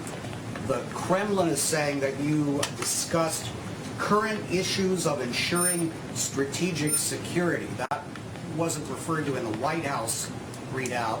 Can you enlighten us? We discussed many things. We did discuss China. We discussed many different things, but it was primarily a call on the oil, as you can imagine. And they were very helpful in getting a stabilization price, a stabilization of the number of barrels. I think the number is going to be closer to 20, maybe 15, but closer to 20 than it is going to be to 10. And I think it was a very important call. I also spoke with the King of Saudi Arabia, and that was a very important call. And the bottom line is OPEC Plus. It's called OPEC Plus because there are other states, also other nations. We came to a very good agreement. Please. Go ahead. What was the part about strategic security? Was that... I would say mostly we were talking about China. We were talking about their borders. And we were talking about our borders a little bit, our borders with Mexico, because as you know, Mexico is a big part of the deal. And Mexico, really, it was very complex from the standpoint of Mexico. It was not an easy deal for Mexico, and the president, we appreciated a certain amount of flexibility. But we talked about borders, we talked about China, talked about Mexico. We did talk about the arms. Yes, we did. That was a very important part of the call, actually. Yeah, good point. Please. So on Abbott Labs, you said testing is going great. We know that these machines have been sent to some of the governors, but some of them are saying they don't have the materials to actually conduct. Well, they have the to get the material. You know, the governors have to get the material. Now, if they can't get it, they're going to see us. I'm talking about the local governments. I'm talking about governors have to get the material. Now, they have machines. In fact, we're going to go in. I asked Mike to go into it as soon as I leave. They have very powerful machines that they don't know they even have. I'm not talking about Abbott. I'm talking about the governors. They have machines that are used for this. You know what I'm referring to? Very big, very powerful machines where in a certain state's case, they're only using 10% of their capacity, and they didn't know it. That happens to be Illinois. John, please. Real quick, these 15-minute tests that you've sent out, these new ones that you had in the Rose Garden, they say, including Governor Sununu in New Hampshire, that they don't have the cartridges to actually conduct the test. So when will they get those cartridges? What do you think the answer to that is? Rapidly increasing the numbers. Rapidly increasing the numbers. Rapidly increases, well, pretty quickly. They can do 50,000 a day. Well, you have other machines where they can really work. And a lot of the states have the big machines that can do a lot. They didn't even know they had them. They didn't even know that they had them. And Mike is going to be talking about that. And you remember you mentioned... we're looking into that claim, this claim that states didn't know what they had seems fishy. President Trump has repeatedly lodged that claim against New York, that when New York was housing ventilators in a warehouse, knowingly, where it was stockpiling them prior to their need, President Trump falsely claimed that New York didn't know they were there. Governor Cuomo refuted that adamantly. And then regarding states not having the equipment that they need to do the tests, Governor Steve Bullock of Montana has talked about the fact that he cannot get enough cotton swabs to do the tests. Even if they have the tests, they need the cotton swabs to stick in the noses. It's these elemental parts that states are having an inability to get because states are competing with each other for supplies in the absence of a federal policy. But you're going to have some great things, please. Sir, on the contact tracing that Google and Apple are doing, so different subject on the contact No, this is the Google and Apple. I don't know if it's a partnership or what, but they're working on some... They're working on more than one element. They're working on a couple of different things. Google and Apple. Google is also working on something, as you know, having to do with testing. I believe they're doing that in a singular fashion. So, Mike, I think the president was just referring to the promise he made 1 month ago today that Google was working on a testing website. That was news to Google at the time. There is no such website. And that was another promise that was made a month ago that just has simply not come to pass. People have some very big constitutional problems with it. You know that. It's an amazing thing. And it would be, actually, as you know, other countries are thinking about using something similar but not as good. Other countries are thinking about some of these. I hear Singapore is. Now, Singapore had a little bit of a setback because they had a break, you know that, but they'll take care of it. I know the folks in Singapore, they're doing a great job, and they're going to put it back very quickly. But Singapore and other countries are looking at other things, and some countries are doing other things. Prefer that Americans use some other Well, I don't want to system? get into that because we have a whole constitutional thing. We have more of a constitutional problem than a mechanical problem. But we will be making a determination on that. That's something we're going to be discussing with a lot of people over the next 4 weeks. That would be a very accurate way of doing it, but a lot of people have a problem with it. Yeah, please, go ahead. A testing question, maybe for Dr. Fauci as well. Can you talk about where the antibody test is and how quickly Well, it's that moving will- along. I think I can speak because I have to leave. Moving along quickly, moving along well. It's a test that's been going along for many, many years, except now we have very modern, very incredible versions of it. But that's moving along. The antibody test, moving along very well. Okay, any more COVID-19? COVID-19. One soldier on the Steve? Theodore Roosevelt has died. Have you determined the status of Captain Crozier, the former? Well, that's going through the Navy, as I understand it. The Navy is going to be making decisions on all of that. And they had a break-in. I don't think the ship should have been stopping in Vietnam when you have a pandemic, to be honest with you. You know, I don't think the captain should have been writing letters. He's not Ernest Hemingway, as I said before, and he shouldn't have been writing letters. And I don't know who gave the orders to stop in Vietnam, but they stopped in Vietnam, and all of a sudden they get on, and now you have over 500 sailors and people on the ship that are affected. I don't know whose idea that was, but that wasn't such a good idea in the middle of a pandemic. Yes, please. So President Trump always is shifting the blame on these things. Initially, he's referring to Captain Brett Crozier of the aircraft carrier, the Theodore Roosevelt. He was relieved of duty after he sent a letter calling attention to the fact that he was not being enabled to properly take care of the sailors on the ship and that he was worried for their health. He was relieved of duty, reportedly at President Trump's insistence, and then now President Trump has blamed the Navy for letting him go, and also seems to be blaming the Navy for the conditions that Crozier was complaining about. We'll see. I would rather, John, work with the states because I like going down to a local government. That's why with, I guess it's now 7 states, not 8, because South Carolina did, they went away from what we discussed the last time. So that's why I looked at... There are 8 states, according to the New York Times, that currently still do not have a stay-in-place order. It is not working well for them. Arkansas has gone to nearly 1,400 cases, up from 837 a week ago. Iowa has roughly doubled its number of cases from a week ago. Nebraska has more than doubled its number of cases from a week ago. And South Dakota seems to have more than tripled its cases from a week ago.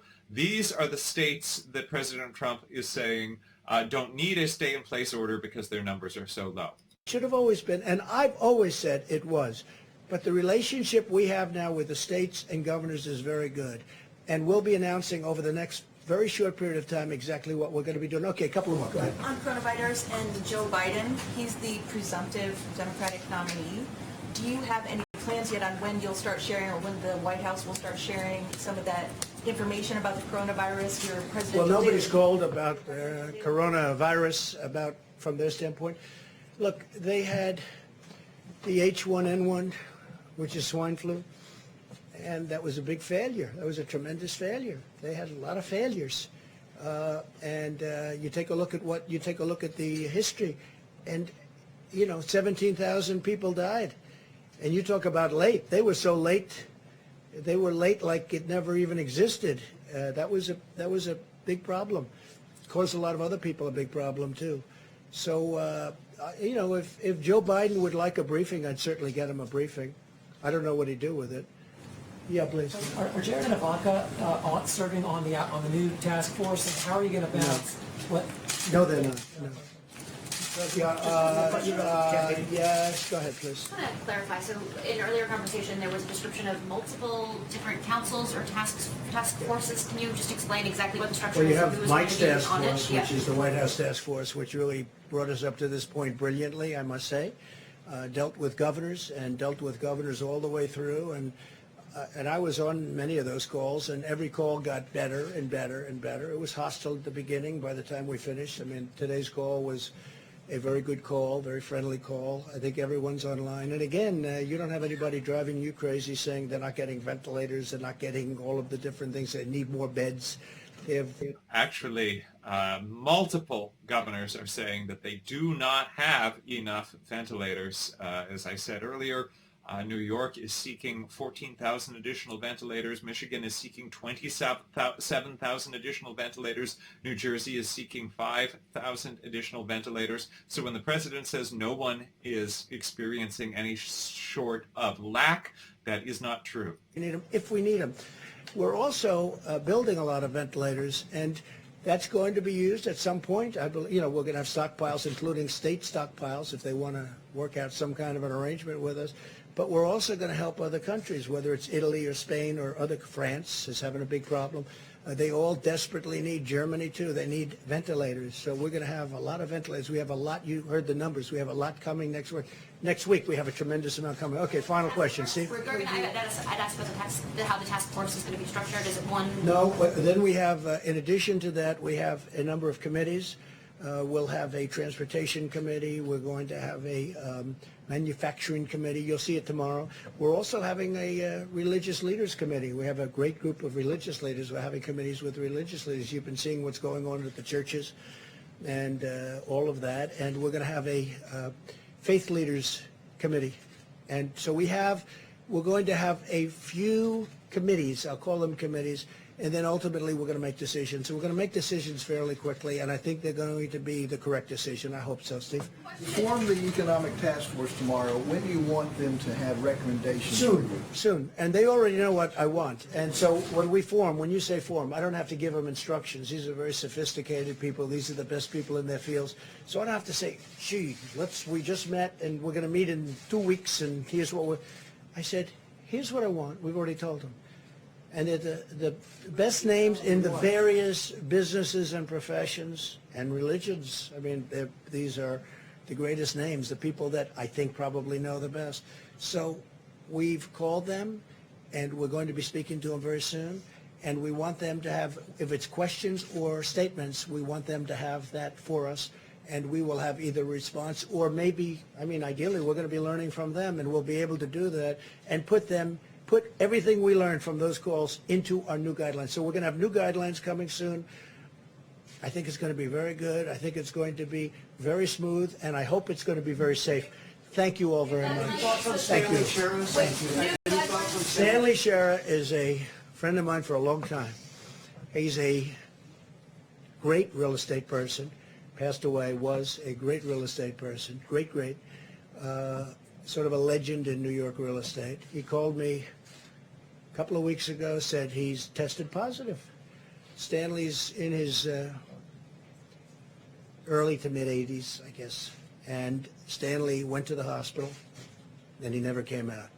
He went into a coma. He was unconscious for a long period of time, and he never made it. A great man. He left very charitable, really a great philanthropist, a very, very successful person in Manhattan in the real estate business. So I got to know him a lot. He was so excited when his friend from New York became the President of the United States. He was like a young boy. And he was not a young boy, but he was like a young boy. He was so excited. He thought we'd do such a good job, and he was so happy. And he was very proud of what we've done in this administration. But he was tested positive, and unfortunately, he didn't make it. To me, it's a very sad thing. Thank you all very much. Thank you.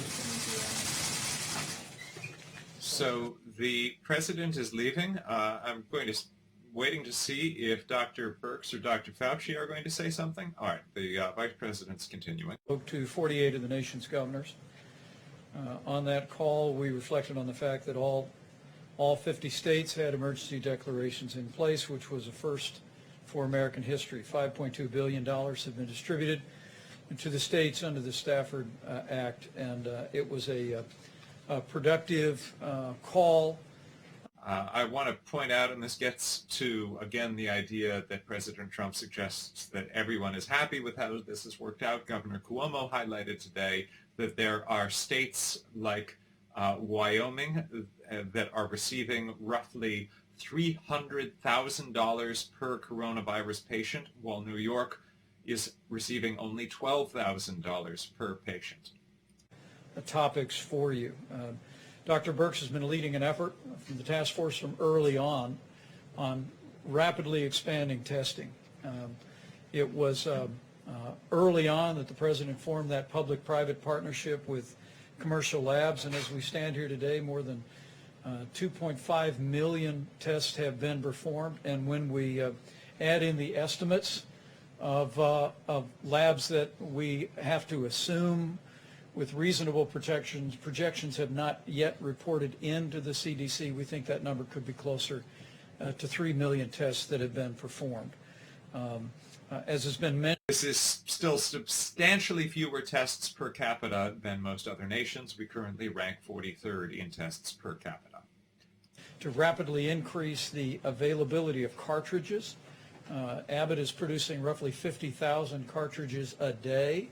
FEMA acquired an initial supply of that and distributed those to the states, but we're working with the states to not only distribute what's being made, but also work with other suppliers to create additional cartridges.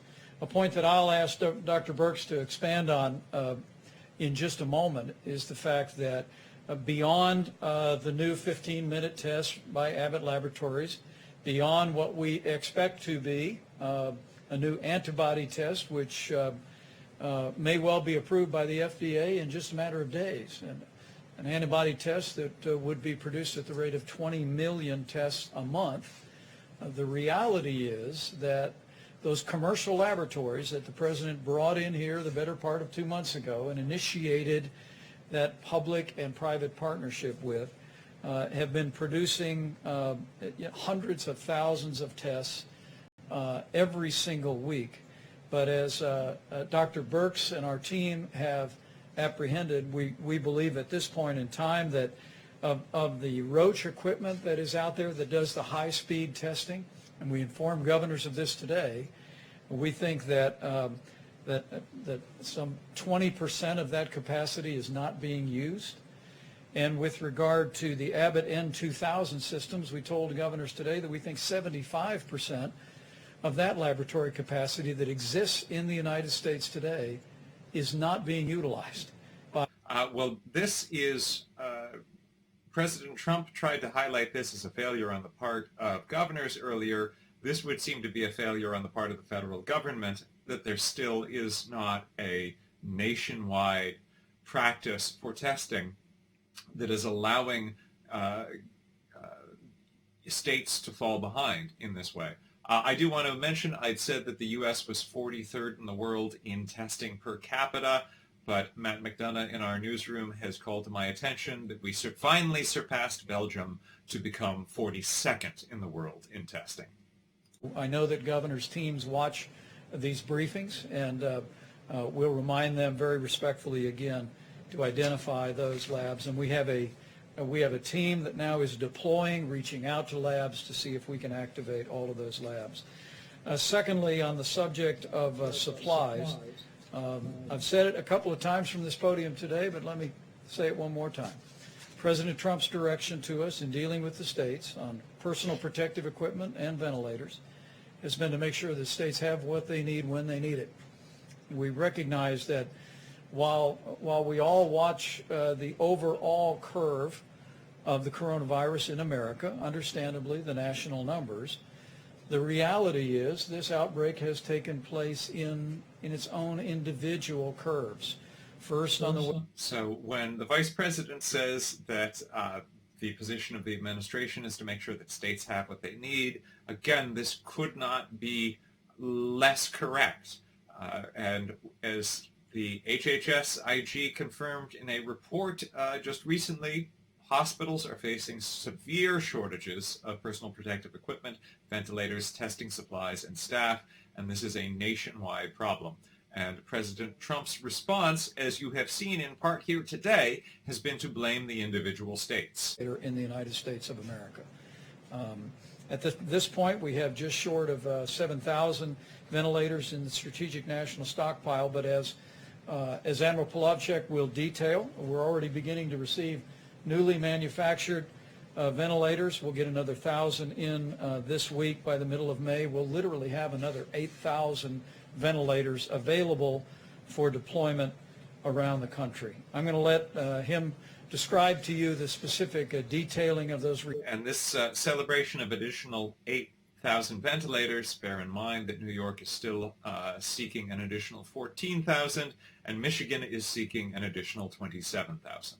By the coronavirus, so that you know the resources are surging into the hospital systems at the point of the need, and we will continue to do just that. So let me recognize Dr. Birx to reflect on the data and also on maybe some comments on testing. And then Admiral Polovchek, if you just step up and then you'll describe supplies. We'll hear from Dr. Fauci again and then take a few questions. Great. Thank you, Mr. Vice President. I don't know if we can get the first slide on cumulative cases. Yes, thank you so much. I wanted to show you a different way of looking at it today. Obviously, we look at case counts per 100,000 Americans in each of our states and metro areas. But I wanted you to see in absolute numbers how much the New York, New Jersey metro area dwarfs all other metro areas. And so you can't even see Chicago, Detroit, or Boston. All of those metro areas are under 25,000 cases. You can see that the New York, New Jersey metro area is about almost 250,000 when you bring those cases together, almost a log more. And that's why you hear us talking a lot about the metro area of New York and New Jersey and the counties of Rockland and Westchester and Suffolk and Nassau and Bergen, New Jersey, and why we're so focused on getting resources to that metro area. If I can see the next slide then. So if I take New York and New Jersey metro area out, this is the other metro areas that we have been tracking very closely. I wanted to show this to you so you could see how those curves are already starting to plateau. So if you look at Detroit, if you look at Philadelphia, if you look at Louisiana, Louisiana's in green, Detroit is in gray. You can see across the board, across these metro areas would have a higher concentration of individuals. This is what the American people in these large cities have done, where it is more difficult often to socially distance. And we're just really impressed by the work of the mayors and the governors to make this happen. I also wanted you to see this because you can clearly see Chicago and Boston. And so Chicago is in the orange and Boston is in the yellow. They are crossing Detroit. And that's why we have been very much focused on the needs of those areas. And there's one, and Providence is also in that category. It's difficult for you to see them because they're much further down on the slide. But the highest, if you look at the axis on this slide, it's 25,000. The axis on the last slide was 300,000. And so that's why I really want people to understand each of these epidemics, these small epidemics in each of the metro areas, we're tracking independently, as well as any epidemics and outbreaks that are happening in some of our other states. So I just wanted you to have that perspective of how significant the New York, New Jersey issue is and why we've been tracking that so closely. But I also wanted to assure all the other states that we're tracking them also very closely and really working with the governors and mayors. And that's why I wanted to see that not only are the curves flattening in some of those major metropolitan areas, but they're starting to decrease. And this is what we're very excited about. These are cases. We also know that mortality will lag. And so we're really tracking also the number of individuals who have succumbed to the COVID-19. I also wanted to really note here that, yes, our mortality is less when you combine European countries equal to the size of the United States. And I think this is really two things. One, it's the incredible work of the American people, that it's also the incredible work of our healthcare providers.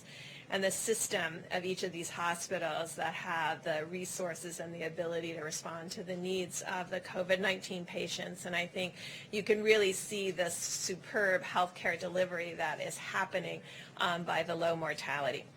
Just to mention really quickly about testing, because you've heard me before talk about it, and then it was a little bit misquoted and misaligned, but there are multiple Abbott machines, so I'm going to be very clear, having spent years in the laboratory. The high throughput machines, which are the Roche 6800 and the 8800 on Roche, and the Abbott M2000, these are the machines that run between 500 and 1,000 assays at a time. The Abbott company worked really hard 3 weeks ago in getting 1 million tests out there to be utilized, and they can make 1 million tests a week for all of our laboratories that have these platforms.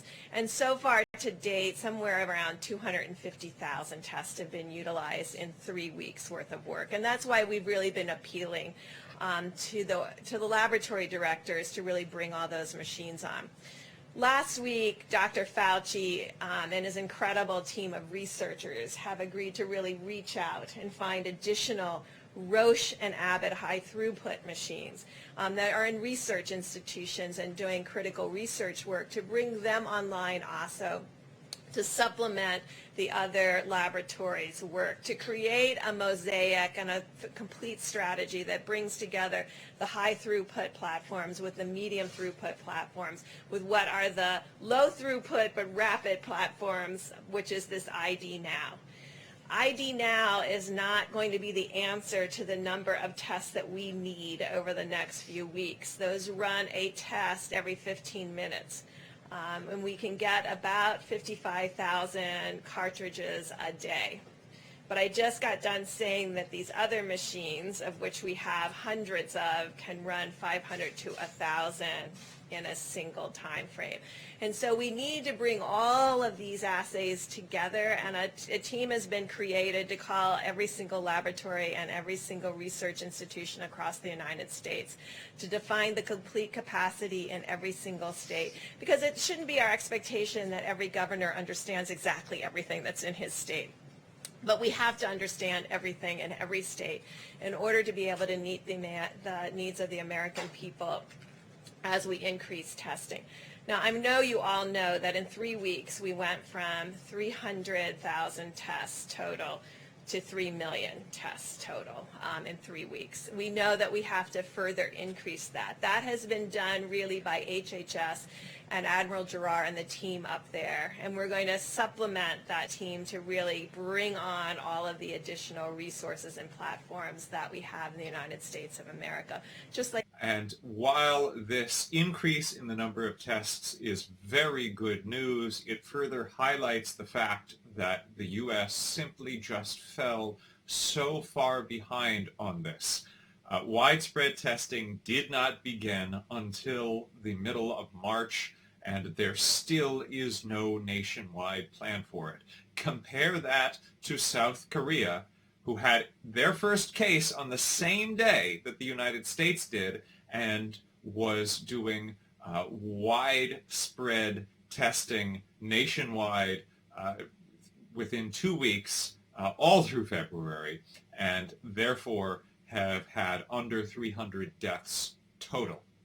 Group, and it's a group where often, now that we're beginning to understand asymptomatic transmission, no one is intending to pass the virus on to others. But we know in essential workers around the United States, people are unknowingly infected and in passing the virus on. And so those are the ones that we're very interested in finding. And you might say, well, how do you find them? Because they don't have symptoms. And so this is where we really have to increase surveillance in a very deliberative and understand way. And so we're really looking, what are sentinel surveillance sites? I think we can see where there's outbreaks, because once people have symptoms, you can see them. But where do you do sentinel surveillance so that you find them before they have symptoms? This is what we have done for decades in HIV, and it's what's allowing us right now to really control the HIV/AIDS epidemic in sub-Saharan Africa, because we're finding people when they're asymptomatic and treating them when they're asymptomatic. So this is something we know how to do, and it's something we're working very closely with CDC and others on to make sure that we can bring that full capacity to the American people. So these are just some insights on what we're working on. We're continuing, obviously, to track every single county and community. And then finally, I'm going to call on one additional group. There's a group out there of our HIV/AIDS activists and community workers that understand these tests that I've been talking about, these RNA-based tests, because they often get viral loads in HIV. They will know how to explain this to the community about sampling and what it means to run those assays. They are essentially virologists. They understand all of these assays. They also understand the antibody assays, because it's the antibody assays that they counsel and utilize in HIV testing across the United States. And they will be our translator to the American public and to their local mayors. They understand these tests. They are essentially understand all the virology and all the immunology. And I'm really asking all of them to help us communicate what these tests are so the community is ready for them. Because antibody tests measure something very different than the viral load in the front of your nose that we're using for diagnosis. And so really being able to understand all of those tests, when to use them, how to use them, will be really critical. But the great thing is, in the United States of America, we have these community groups that understand these tests very well and will be able to discuss them at every level with their community. It is interesting to note that Dr. Birx said that we shouldn't expect governors to know all of the medical equipment that exists within their states. That's a contrast to President Trump, who seemed to be suggesting that governors were failing because of somehow not knowing what existed in their state. And this morning, when my brothers and sisters were sending around pictures of Dad, like we always do, I just thought of the families of the more than 22,000 Americans that we've lost. And I just want to tell you that you're on our hearts, and you're in the prayers of millions of Americans as you deal with this heartbreaking loss, as well as families that have family members that are struggling with serious illness. But let me just encourage everyone that in the midst of that loss, because the American people have been putting these mitigation measures into practice, there are families that are still together today. And I just want to encourage you here at roughly the halfway point of 30 days to slow the spread to take that to heart. In no way minimize the losses that we've experienced as a nation and as families. But to be encouraged to know, when you see those numbers on the vast majority of states, that because of what the American people are doing, it's working. And it is striking to hear the Vice President speak about how these stay-at-home orders are actively saving lives in the same press conference where the President suggested that he will force states to roll them back before they are ready if he feels like doing so because his power is total. Questions. I don't want to take too much time. The idea about how we would evaluate from a purely public health standpoint about what I call re-entry into some sort of normality. As health people, I don't know anything about, nor do I have a claim to know anything about economics. There are going to be people who know a lot more than I do who are going to give advice about all of the committees that the President was talking about. But the one thing we do know as health people, as physicians and scientists and public health people, as I mentioned, I think over the weekend on one of the shows, is that some people may think it's going to be like a light switch, on and off. You know, we're either out and we're in. It's just not going to be that way because we have a very large country and there are different impacts. As you see, New York is very different from other parts of the country, from the Midwest, from the mountain region. California and Washington, different than New Orleans. So as we discuss and consider the public health aspects, it likely would be something that I refer to as sort of like a rolling reentry. It's not going to be one size fits all. So I don't know what it's going to be yet because we still have time to look at it. Dr. Birx, who does an amazing job with showing you the data and the charts, that's going to likely influence some of the recommendations that we will make. But I can assure you they will be recommendations that will be based purely on public health. And the President will get a lot of other input from others, but we'll give the honest public health recommendation. Thank you, Tom. Admiral Polowchuk, get an update on supplies, and then we'll take a few questions. Thank you, Mr. Vice President. Can I have the ventilator slide back up? I'll just start from there. All right, thank you.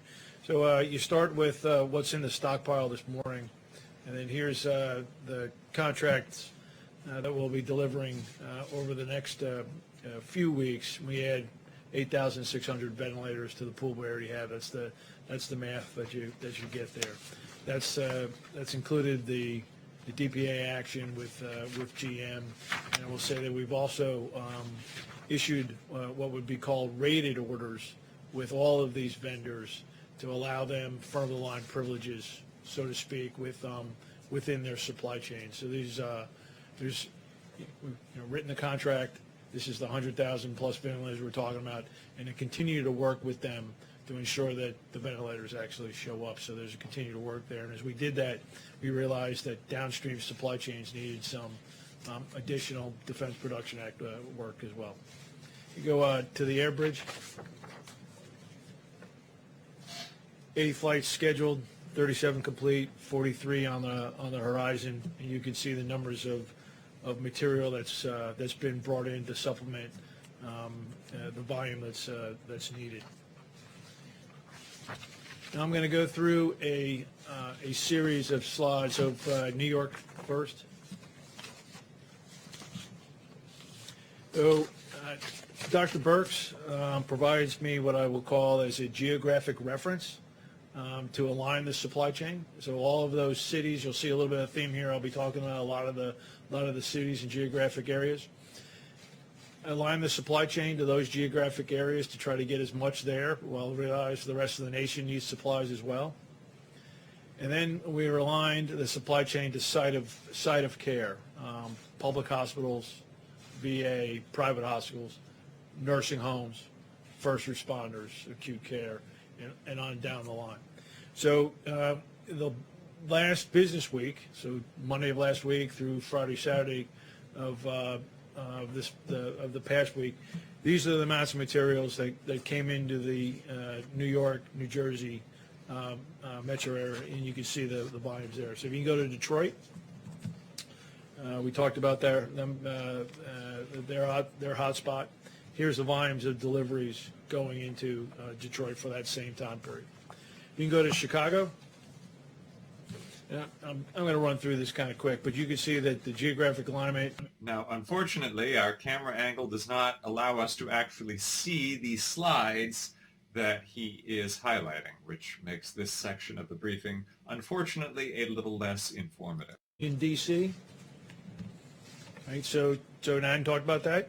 Today was, a very kind of early entry into the, hey, Washington, D.C., Baltimore, right? Positioning supplies ahead of need, we hope, in Washington. Go to Baltimore, and you can see the volumes there, trying to get ahead of that. And then Philadelphia is next. And then now the next slide is a 9-city roll-up. And so to save a little time, I did not include Boston and Houston in there. So you can see the volume of material flowing through a commercial network, air bridge, their supplies, into geographic regions, and then further prioritized to site of care. Now, final topic, N95 masks. So the Department of Defense announced a DPA action this weekend. That came over from DOD on Friday, into the White House, approved on Saturday, and contract awarded today, $131 million, 5 companies, 3M, Honeywell, Owens & Minor, Boldex, and Draeger. The CARES Act was signed. So Admiral Polowczyk is highlighting that there has just been a Defense Production Act order that was signed this weekend for more N95 masks. It's important to highlight this could have been done much earlier. We are now in April. We have been watching our doctors and nurses reuse masks that were intended for single use. And the reason they're intended for single use is because if you are seeing a patient who has a virus, like coronavirus, you can infect another patient by seeing a patient wearing the same mask. And so it is startling that it is only this weekend that the Defense Production Act, which the president has, according to the New York Times, used hundreds of thousands of times while he's been in office, that only now is he beginning to more aggressively call on companies to create the equipment that our doctors and nurses have been crying out for months at this point. Fabric or increasing production facilities to have that ramp up. Thank you, Admiral. And can we put that slide? I guess it's still up. This is for just the week ending April 11th.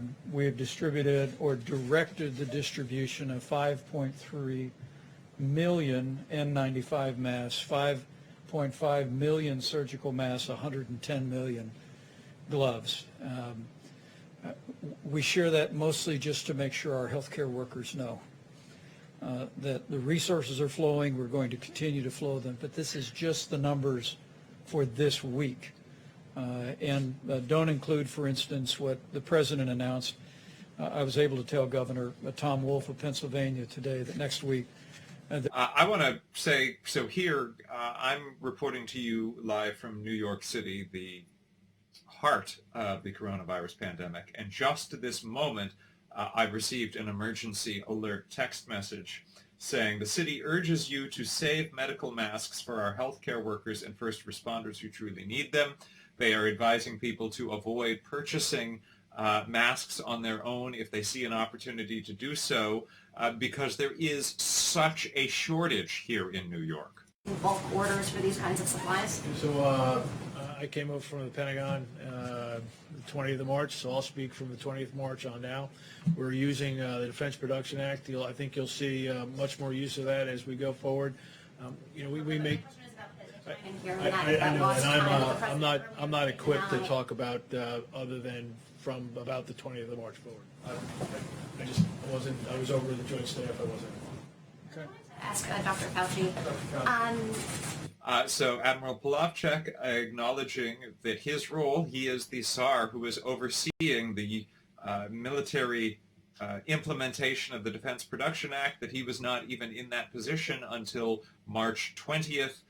Again, that is weeks after many states had already had emergency orders in place, and well after the March 13th state of emergency that President Trump declared. Are you willing to stand up here after him and tell us all, tell the American public what it was that you had recommended he do if there was a difference?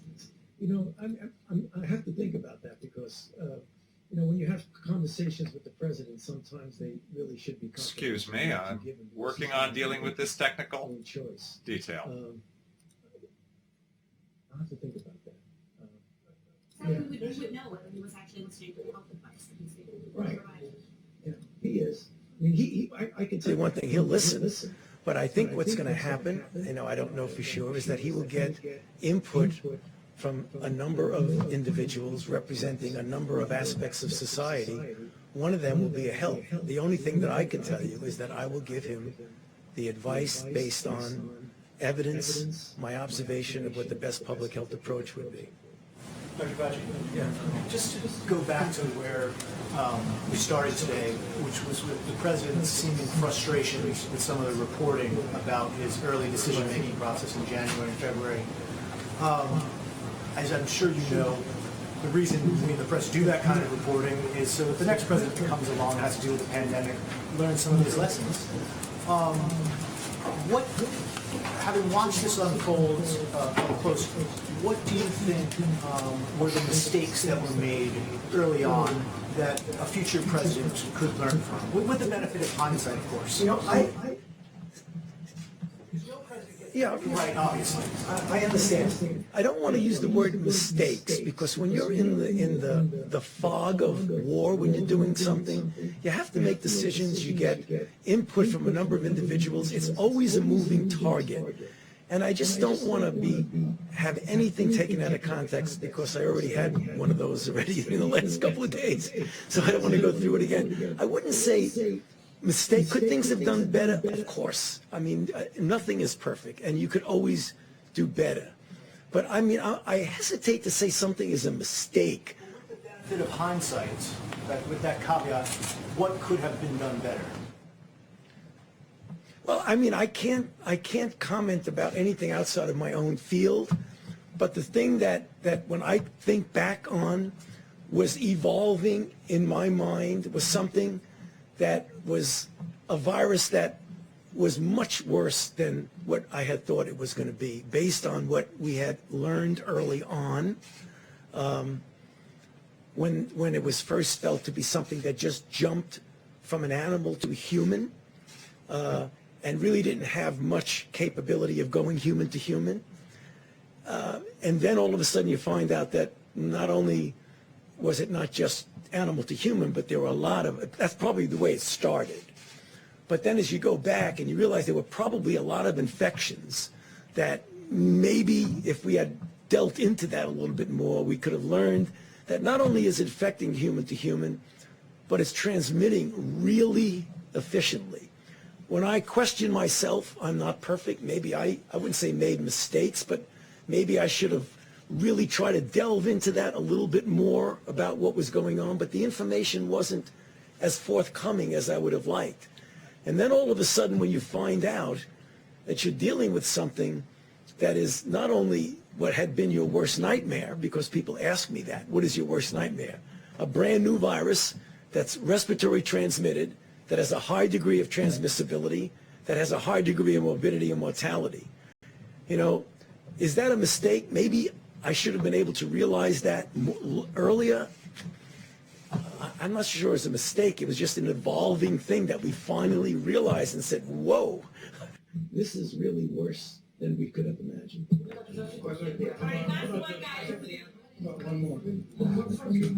God fucking damn it. What did you ask them to do? What did they say they could do?